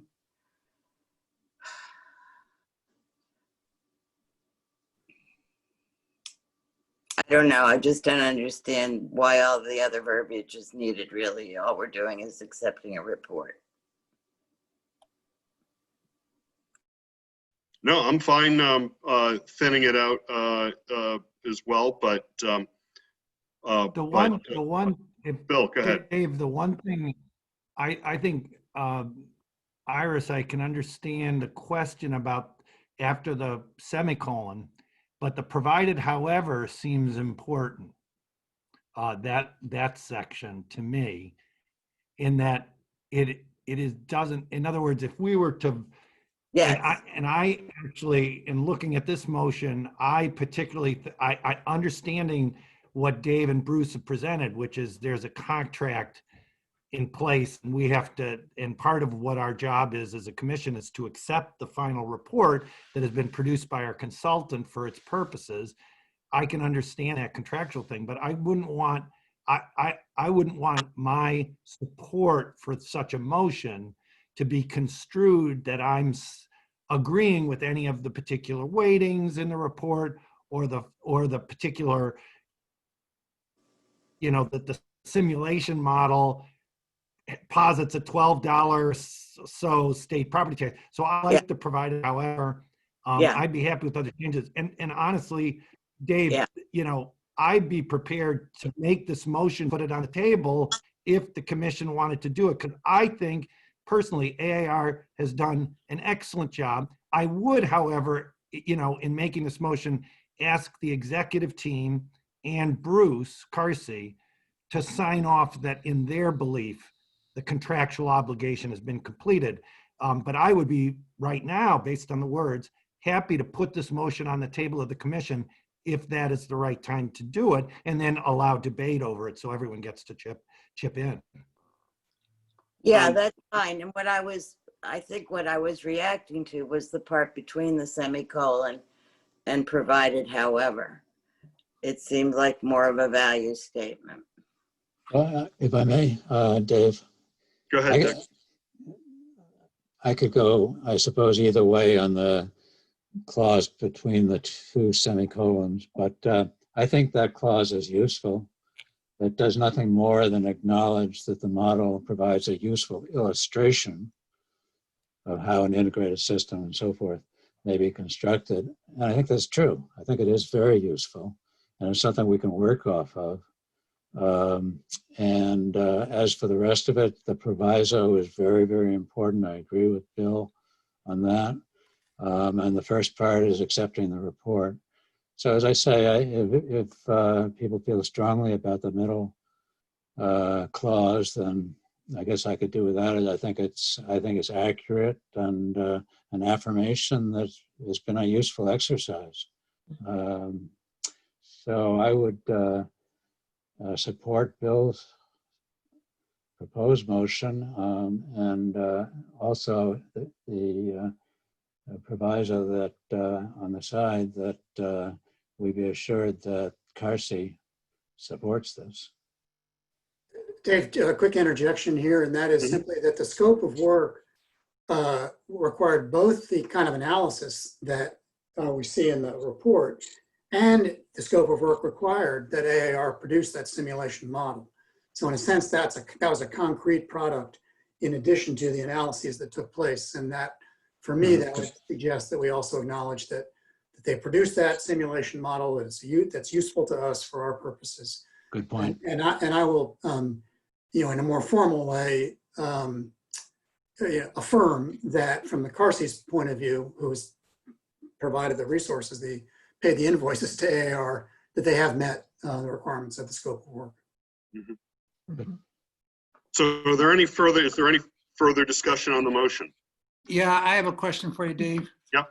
I just need an explanation on this one. Back when we started this whole process, we signed a professional service agreement between Commission, Carsey, and AIR. And it extended through December 31 and started in May 12th. There was an attachment in that on page 7, and it spoke to a timeline and just had a few words within there: defining adequacy, outcome goals, and standards. Who's going to define? And I know we've got some outcomes. We've talked outcomes, student needs and outcomes here often, and I think we've done a great job there. But the goals, the standards, who's going to define these standards? I haven't seen any defined standards of adequacy as of this point. Well, I think the three standards we're basing this on are standardized test, attendance, and graduation rates. Yeah, maybe criteria would have been a better word, but that's yeah. I wouldn't quite identify those as standards. I see those as, you know, measures. But those are the things that translate into the outcome Z-scores, which then the estimated costs are modeled on that, or driven by that. I'd like to just add, I agree with Iris says, definitely too wordy. I think it says what it needs to say up through communities. On the flip side, to add public clarification, to add that section provided, however, that the motion doesn't address approval or endorsement of any particular policy assumptions, period, for me would cover it. But would you be okay with it like this as well? Yeah, I agree with the report regardless. Just wanted to put in Yeah, I some mean, input that there was what so I'm- much what I'm- verbiage. There's a lot of verbiage there. There's a lot of verbiage, but at the end of the day, it's a motion. And it I think makes it really clear that that we're all free to deliberate in any direction we want to go, and that this is particularly just it's a contractual point we're making here. Right. Anybody else have anything else? Because I'd like to get past this and get to one other thing, and then we've got public comment. Everybody all right? So do we need Bill? You're willing to ready to make the motion? Yeah, to be clear, in listening to this discussion, I think I personally would like to make the motion for the language on the screen, including the semicolon, for the reasons I liked what Dick said. I think it's worthwhile to say something about this for everyone who's looking at it. So I would personally like to make the motion that the commission, based on the information we've got from Carsey, the AIR report, and the executive team, approve this language, this motion, as it's written on the screen. I would second that. Yep.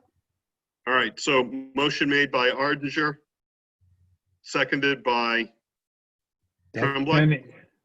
By many. Well, we only need one for the minute, so seconded by Tremblay. So do we need to read them? I don't think we need to read the motion again. It's on the screen. It's in the record.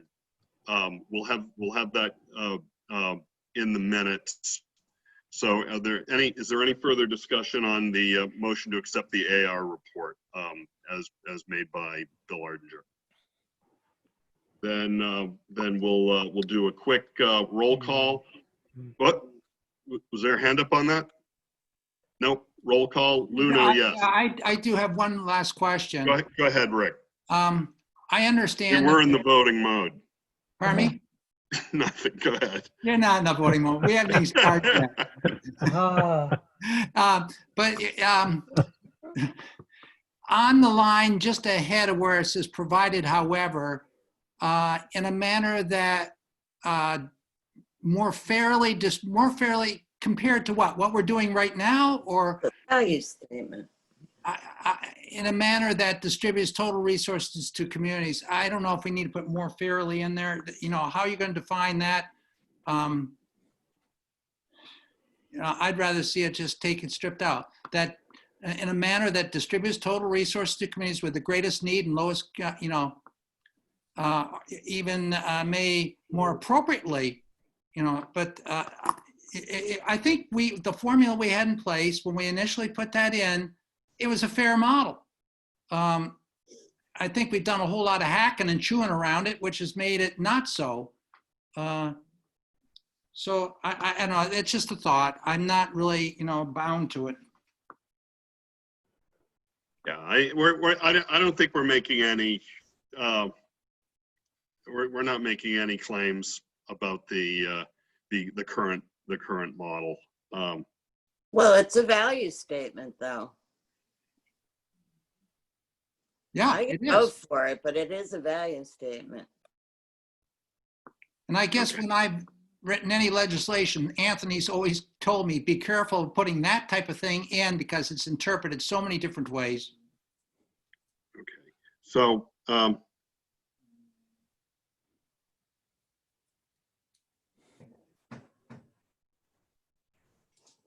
The one thing, if I could, Rick, go ahead, Bill. The one thing in looking at it, this is just really confirming that the simulation model is a useful illustration of how an integrated system could be constructed that more fairly distributes. I don't think it's signing off on the simulation model itself achieving that. it is, maybe the words are not as clear, but to me, the provided however covers everything. It tells the public that we've accepted the report, that AIR has provided a useful model, and we still have work to do as a commission to make important policy decisions, including the distribution of state dollars, total dollars, and things like that. See, I'd rather see something, Bill, that says in a manner that better distributes total resources, better than what we're doing now. So that way we know what we're doing there. But when you say more fairly, there's a lot of comparisons, a lot of different tacks can go. Perhaps it should say. All right, then let's do this. Let's do this. Let's get rid of the word the words more fairly. And put better. Nope, don't even need to put that in there. Okay. That distributes. Yeah. I would support that. I would still amend my motion. All right. So the motion's amended to strike the words more fairly and read may be constructed in a manner that distributes total resources to communities. Fine. Thank you. I appreciate that. Yeah. Right. So motion made by Ardinger, seconded by Estabrook. Barbara Tremblay. Yep. And Iris Estabrook. And Iris. All right. So unless there's further discussion, we'll call the roll. Luno, yes. Myler. Yes. Ames. Yes. Ladd. Yes. Khan. Yes. Morgan.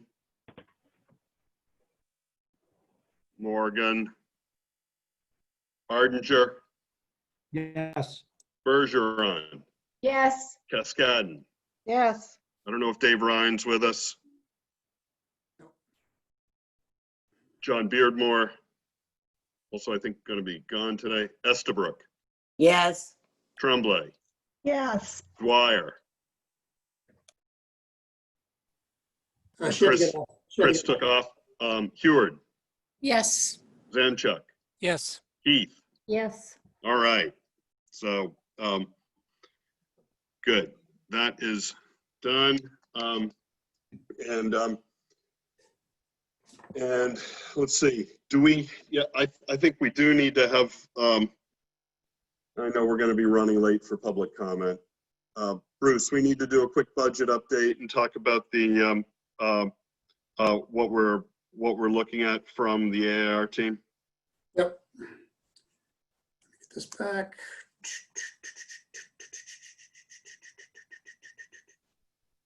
Nah. There you go. There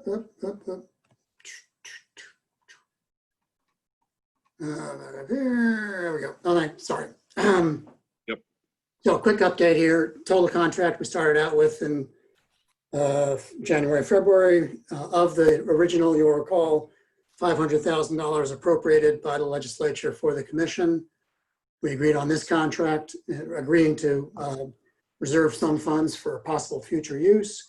As of a week ago today, you can see what we've spent or we're forecasted to spend through December 31st. That's $427,000. So therefore, there's a balance right now in that contract of about $28,000, with the remaining balance sitting still in the Education Trust Fund, where the appropriation came from, of the $44,500. So that's where things stand today. So we're looking at two things. We're looking at doing it's not even really an extension of the contract with AIR to be a time and materials basis of about, and we've got an estimate from them. It's about $20,000. Yes, just under 21. Yep. Yep. And to basically take us through any further questions, clarifications we have on the AIR report, and supporting us with our work as we move towards our final report, and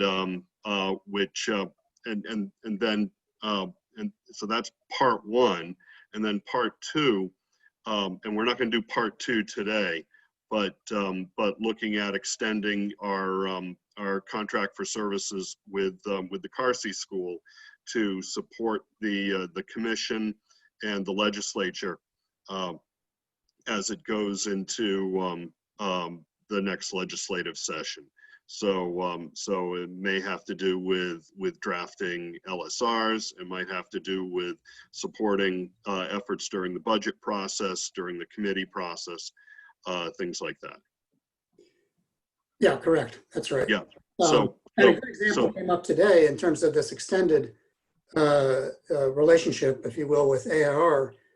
Today we talked about having a separate meeting just to walk through steps 1 and 2 in the regression analysis so that everybody has a good, solid sort of lay understanding, as we all need, of how they arrived at the weights that they arrived at. So that's the kind of thing not anticipated in the initial scope of work, but that we've identified as an important need for them to continue their support to us. Right. So so I guess do we have the proposal from AIR? Yeah, I have it in a, let's see, I'm going to hop out of this and let me get back. I pulled that up a second ago. Come on. My mouse just died. Here we go. Sorry. Connect.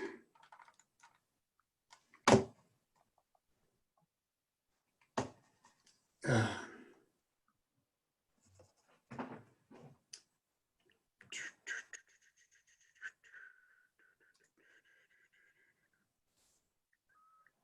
see here.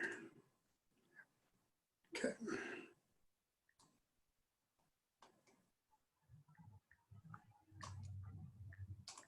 Just bear with me 1 second. I'm going to throw it up here. Wait.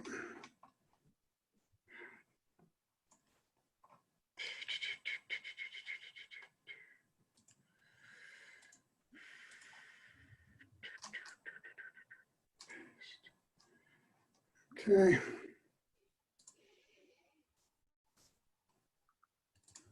Here it is. Sorry. So this is the additional, you see there's about 130 plus hours represented here between Drew and Jesse. Complete the edits, which they've been doing, attending additional meetings, which they've been doing since September 1, of course. And then projecting further additional meetings, 7 for Drew and 4 that Jesse will sit in. Participating in our regular Monday executive committee meetings. We've talked about the issue of the cliff effect on the enrollment weighting. So they're going to do a memo describing how to address that cliff effect based especially on how other states have successfully managed that. As soon as the additional 2020 data is available, they'll update the simulator and then advise us on dissemination of the report. So that's, you'll see the totals there, about $20,600. I think to be clear here too, the meetings that Bruce and Jay and Mel and I attend with Jesse and Drew aren't our executive leadership meetings. These are specific meetings we have with them to review questions that have, you know, or emails that we've received from you guys in you know, in advance of these meetings, so that you know, so that they run a little more on time than it did today. You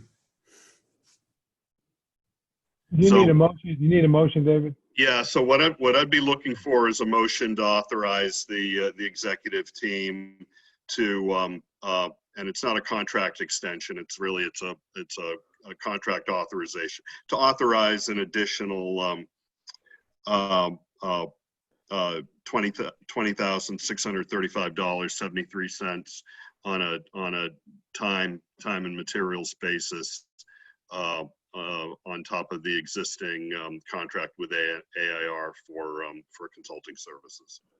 So moved. And I'll second that. Mary Heath. Seconded. moved by Myler, seconded by Heath. The money is already anticipated as it's not encumbered, not expensed in the existing CARSI tranche, and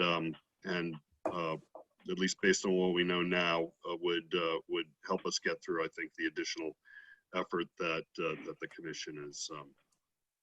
Okay, so David, has the executive committee or a group already decided then that we're not going to have any other categories within special education that are weighted less than the amount that we have there already? So we haven't, no, I mean, the executive committee doesn't decide things, the commission decides things. I understand that. But we don't have any, there's no more fine-grained data to get from the department on that. So unless we're gonna make something up, which I don't think would be that meaningful, we're working with the data we have. We're working from the data we have from the department. Yeah, I think it's a travesty that we're not, we recognize, I think all of us recognize there's some places where, we could really better what we're doing, even for example, having some kind of a way of assessing those that go off with a skill in a technology manufacturing way, adding that into one of the conditions, the indicators. But I also feel, though, that with states already identifying certain categories within special education, I think we could do that. I think that's more important than even the small school business. The small school business, I've always seen it where it's isolated schools, where transportation costs, where I was, might include a hydrofoil in Alaska. So, I've seen those real isolated and unique situations. I don't see a whole lot of that in New Hampshire. There might be an isolated, where they have to go to school on the other side of the mountain. But other than that, I don't see a need for that category, but I do for subcategories within special education. Yeah, so the only thing I could offer you, Rick, is the only piece of data we do have from the department is actually the most recent year for categorical aid, where it was the data was not suppressed for some reason, so we actually have it broken out, and we can take a look at across districts to see if there's a lot of variation across districts in those various need categories, 3.5 times and 10 times. But that's all the data we've got. Yeah, Val. Yeah, I think just to answer or offer a comment on Rick's assessment there. I mean, the information we have has created effectively a black box that cranks out the information. And I think all the things that Rick is concerned about, we may want to recommend just doing something outside of the black box, because if you try to throw all that stuff into the black box, it distorts the gears in the box and you get a mess coming out. So I think specific issues could be addressed as a separate fund, if you want to call it that doesn't interfere with the mechanism within that black box that covers 95 or 98% of all the situations that we're trying to cover with the data analysis and the regression model. Yeah, and I think that is true, because the categorical aid for special education is outside of the model. Yeah. So we're that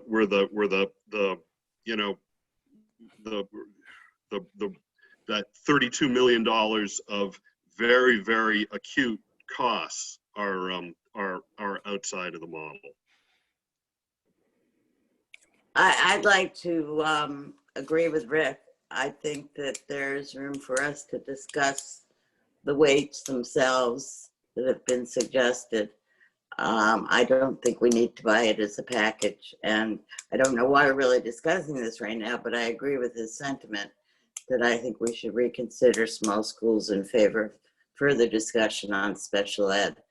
And I don't agree with the idea of just moving forward with weights as they've been outline.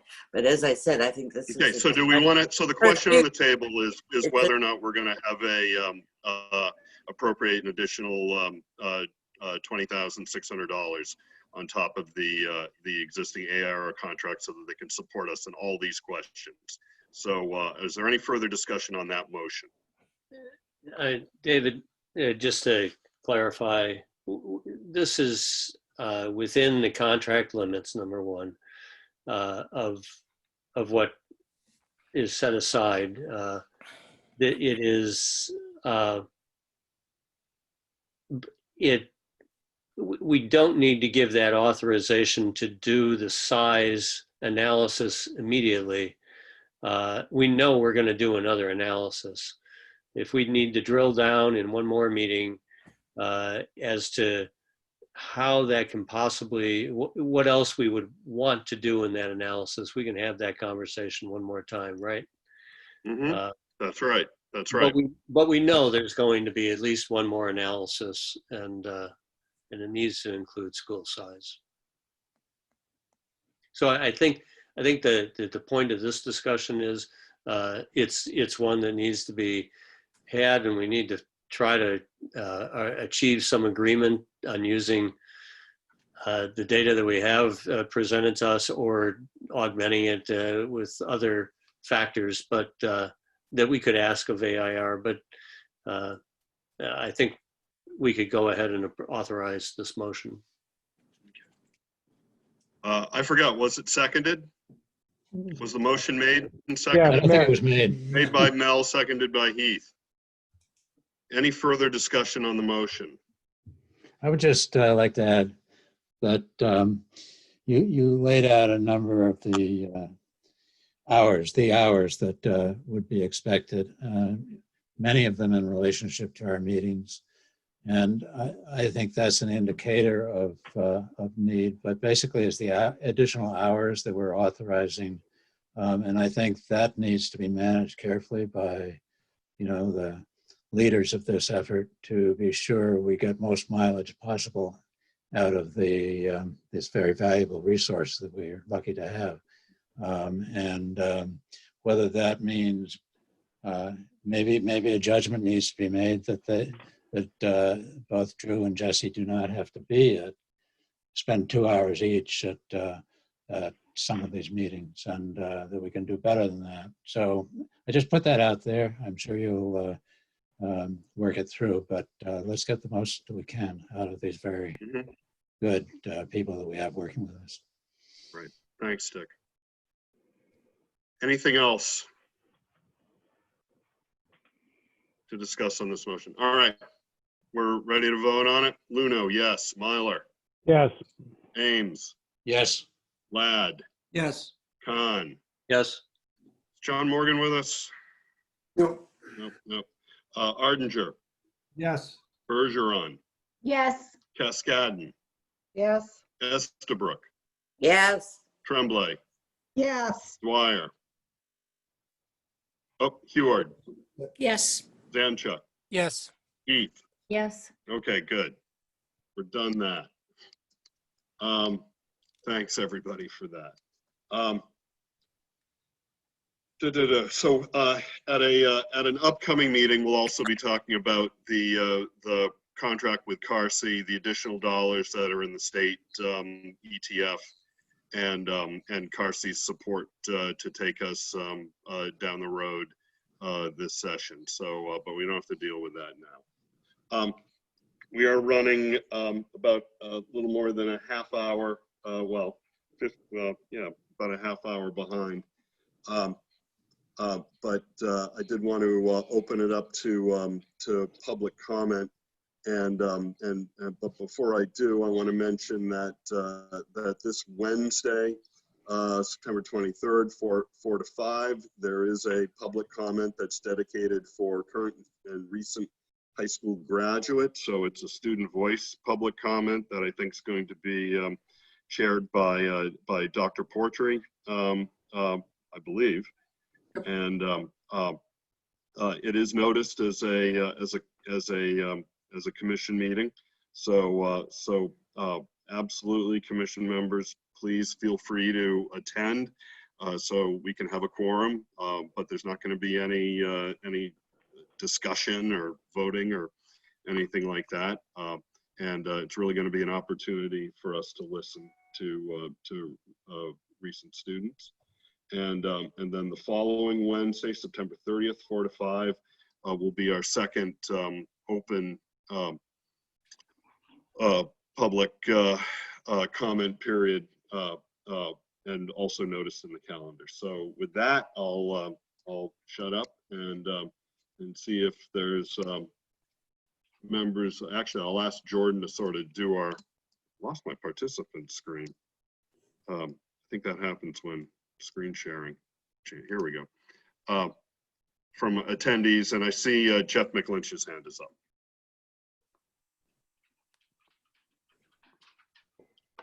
All right, Jeff should be in. Hello, Jeff. Good afternoon, Mr. Chairman. How are you? Great. How are you doing? Thanks for sticking with us. No worries. You covered a lot of ground today. Really, I just want to thank you and the members of the commission to appear before you. For the record, my name is Jeff McLynch, and I'm the project director of the New Hampshire School Funding Fairness Project. I'm here before the commission today to present it with a petition of support, a petition signed by over 400 residents from across the Granite State, from Berlin to Hollis, from Lebanon to Rye, and from a whole variety of communities in between. The petition is intended really as a complement to the considerable public engagement activities the commission has already conducted and that has planned for the months ahead. And similar to the views expressed to the commission during those public engagement sessions, the petition conveys not only widespread concern about the problems plaguing the state system for funding public schools, but also really demonstrates strong support for efforts such as those that you are now pursuing to address those problems and to do so in a comprehensive, lasting, and equitable way. I've shared the complete text of the petition already, along with the full list of signers with the commission via the Carsey Schools dedicated email address, so I'll refrain, and also in the interest of time, I'll refrain from reading it verbatim here. But there are a pair of points I would like to emphasize.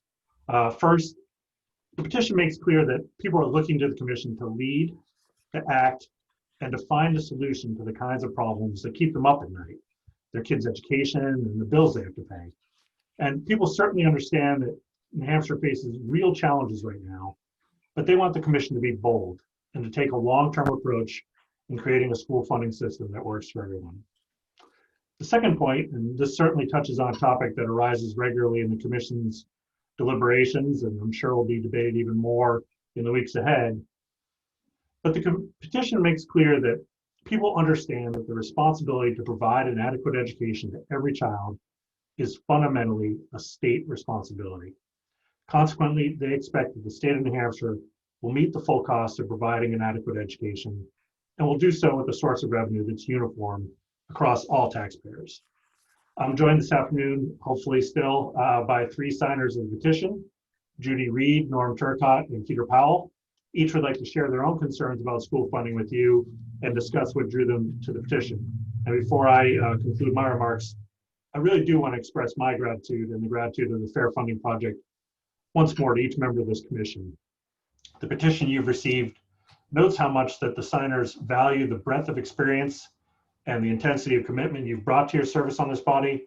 And I'd be really remiss if I didn't echo those same sentiments. So thank you again. And I just want to add that we at the Fair Funding Project look forward to continuing to work with all of you throughout the fall as you craft a fair and effective set of recommendations. Thank you very much. Thank you, Jeff, for your comments. Are there anybody have any questions for Jeff? Okay.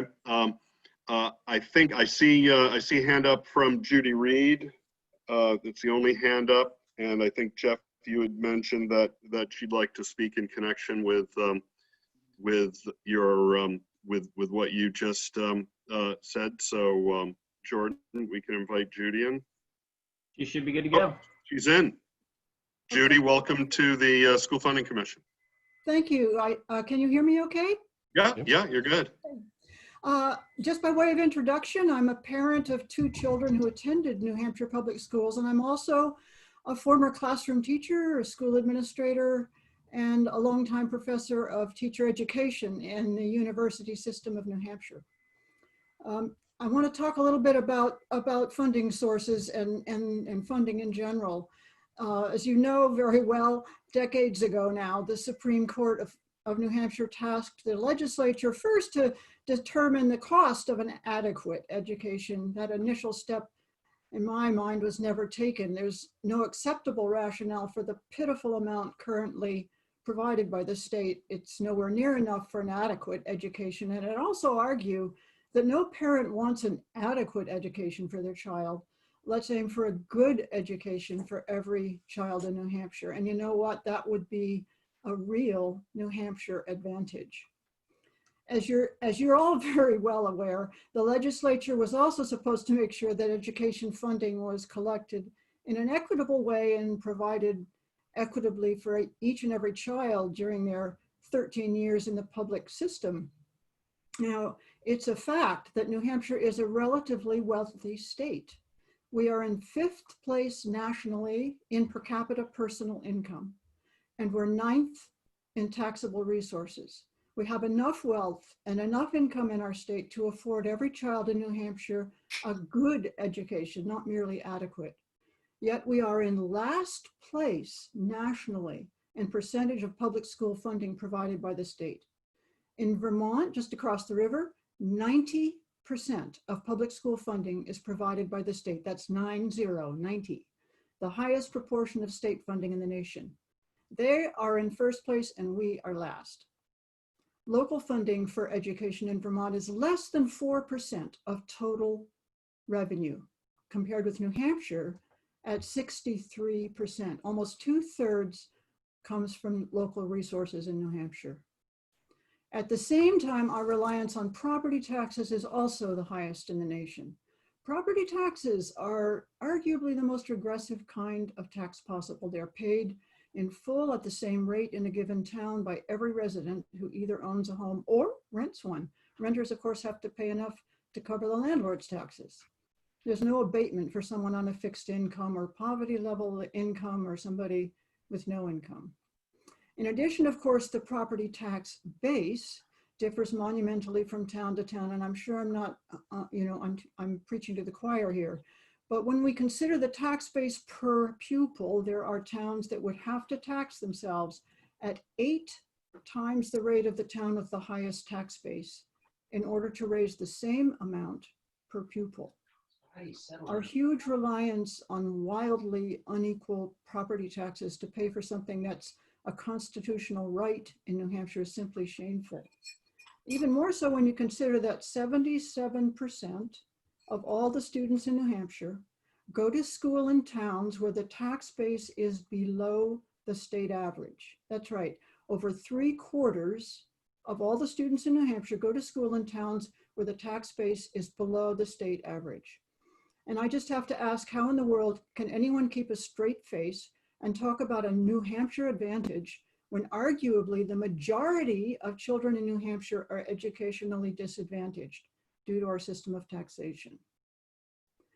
Residents in a town with a poor tax base can't afford to pay 8 times as much as taxes on equally valued property. So schools in that town will have to get by with a lot less money per pupil. And what new business will choose to locate in a town where the schools are substandard? What employees will want to raise a family there? Or what CEO either? So our method of funding public education now creates a downward spiral in property poor towns when it could and should be lifting them up. Finally, I want to urge the commission to be bold, as Jeff said, and take the long view, despite the unprecedented character of the present moment. You are creating a blueprint that, if you do it well, will long outlast this pandemic with its accompanying economic hardships or any other temporary crisis. And I want to thank you all for your very hard work and your care in listening to the voices of folks all across the state. I just want to leave you with one important guiding question. If this commission's final recommendations are adopted, will you be happy if your own children had the same education as that offered in the most impoverished town in New Hampshire? Thank you so much for listening. Judy, thanks for your comments this afternoon, and thanks for sticking with us today. My pleasure. Let's see, and I think I'm seeing another hand up from Norm Turcott, and Jordan can, yep, we bring Norm in. I think he's there. I'm here. Norm, welcome to the School Funding Commission. Thank you, Mr. Chairman and members of the commission. I'm here as a lifelong resident of New Hampshire. The first thing I want to do is thank you for the service that you are providing, because I think it is of utmost importance to the future of our state. I'm here, I think, as a retired CEO. Some of you may recognize the name from years past. I served as CEO of Associated Grocers for about 30 years. Associated Grocers is a bit of an unusual company in that, on the one hand, it appears to be a very large company. It occupies a state-of-the-art 500,000 square foot distribution center in Pembroke, and runs a large fleet of tractor-trailer rigs, and has all kinds of things that larger employers have, including 1,000 employees.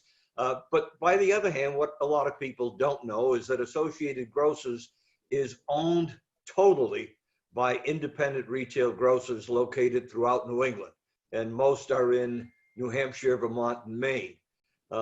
They own the company lock, stock, and barrel because they discovered 75 years ago that their numbers were dropping like flies. Companies, it was not Walmart and Target and Amazon in those days. It was First National, A&P, but they were basically doing the same thing. They had vast buying power. The smaller retailer did not. They got together, they each threw $1,000 into the pot. 75 years ago, that was a lot of money, and they created Associated Grocers. Within a matter of a year or two, they were bankrupt. They probably, if they had any sense, they would have taken their marbles and gone home, but they didn't. They found new management, and the rest is history. The experiment has worked, and it is today, I would like to believe, even though I've been long retired, a terrific asset to the state of New Hampshire. We pay $1 million in property taxes to Pembroke every year on that state-of-the-art distribution center. So when I had the privilege of running the company, we needed to build a new facility. We bought 50 acres of land. We borrowed $50 million. We constructed it. We leased tractor-trailer rigs and all kinds of assets that we needed in the building. We were able to do that by writing a check. Now, generally, we had to go to our friendly banker and borrow money to make sure that check would clear. But be that as it may, we could buy the assets we needed. The one exception to that was people. And finding good people is, without a question, the biggest challenge that many employers in New Hampshire face. I had to chuckle yesterday when I happened to look at the Sunday news, and on the front page it said, even after record unemployment, there are still more jobs than workers. So employers are out there offering jobs, and they're not finding the caliber of applicant that they desperately need. And this isn't, the jobs at Associated Grocers are not jobs that pay like Wall Street bankers, but they pay well, and they have great fringe benefits. By and large, people love to work at Associated Grocers. So I guess I'm just suggesting to you, and by the way, I am not here as an official representative of AG. I've long retired, and actually I'm here partly, I find it odd as I listened to Judy a few minutes ago talk about property tax rates in New Hampshire, because I live in Bedford. I've lived here for 45 years, and a lot of people in Bedford would probably think I should have my head examined, because I've got the best of all possible worlds. I have a great school system. I have relatively low taxes. What's not to like? But I do notice that my son and my son-in-law, who both happen to be high school principals, are both running schools outside the state of New Hampshire where funding is more readily available. And I've never asked them why they left. Perhaps they wanted to get away from home. But be that as it may, we really need, I mean, the job you are doing, I feel, honestly, is the most important work that will be done by our state for decades to come. It's partly from a commercial perspective. We're training the workforce of tomorrow. We're making it attractive for employers to locate here. And it's partly a matter, to me, of conscience. I mean, it's just fair. It's wonderful that the kids in Bedford and Amherst have great school systems, as do the kids in Hanover and Lyme, and the kids in Portsmouth and Newcastle. Terrific opportunities. But I think we need to extend the same caliber of opportunities to kids in Berlin and Colebrook and West Stewartstown and Claremont and the many communities in the state that are stressed to the max financially to be able to fund their schools properly. So I would, in summation, just beg that you be courageous and bold in attacking what I know is a very difficult issue. You have agreed to serve on this commission. I suspect it will be a thankless job, and perhaps the greatest satisfaction you will have is knowing that you were part of a job well done. Thank you. Thank you, Norm, for sharing your comments, and we appreciate your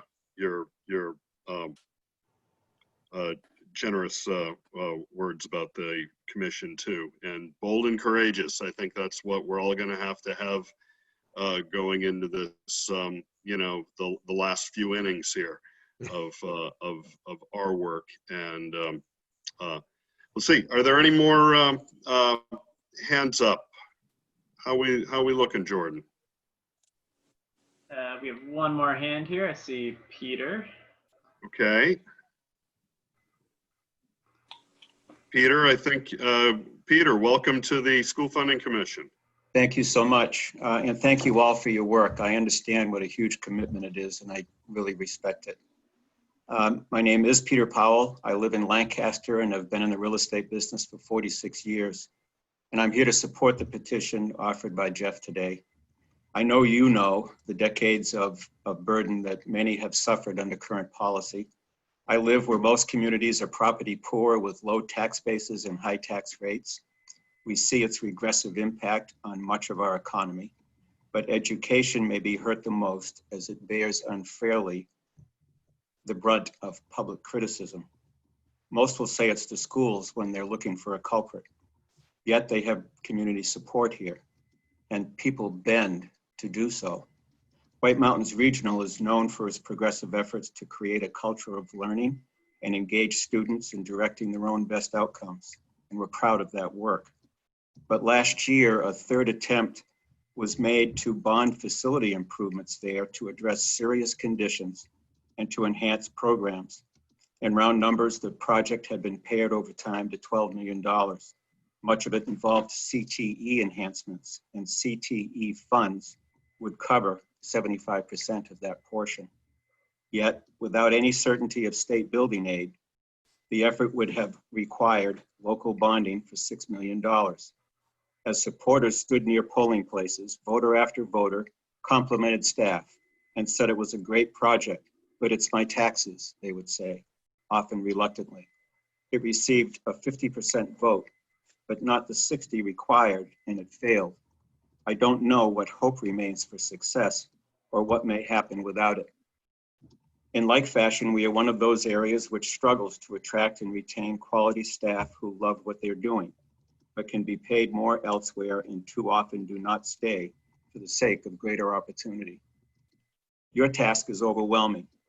I believe it is not only a question of the inadequacy of state funding, but the inadequacy of state revenue, which makes this task so daunting. As you try again to imagine creative ways to lessen tax burdens, but may still rely on the property tax for lack of other alternatives, please be aware of current changes in the marketplace, which may not be substantiated until data becomes a matter of record. Most know there are tremendous demands on residential real estate and values are increasing. People live in homes they could not afford to buy, but they will be forced to pay taxes as though they did.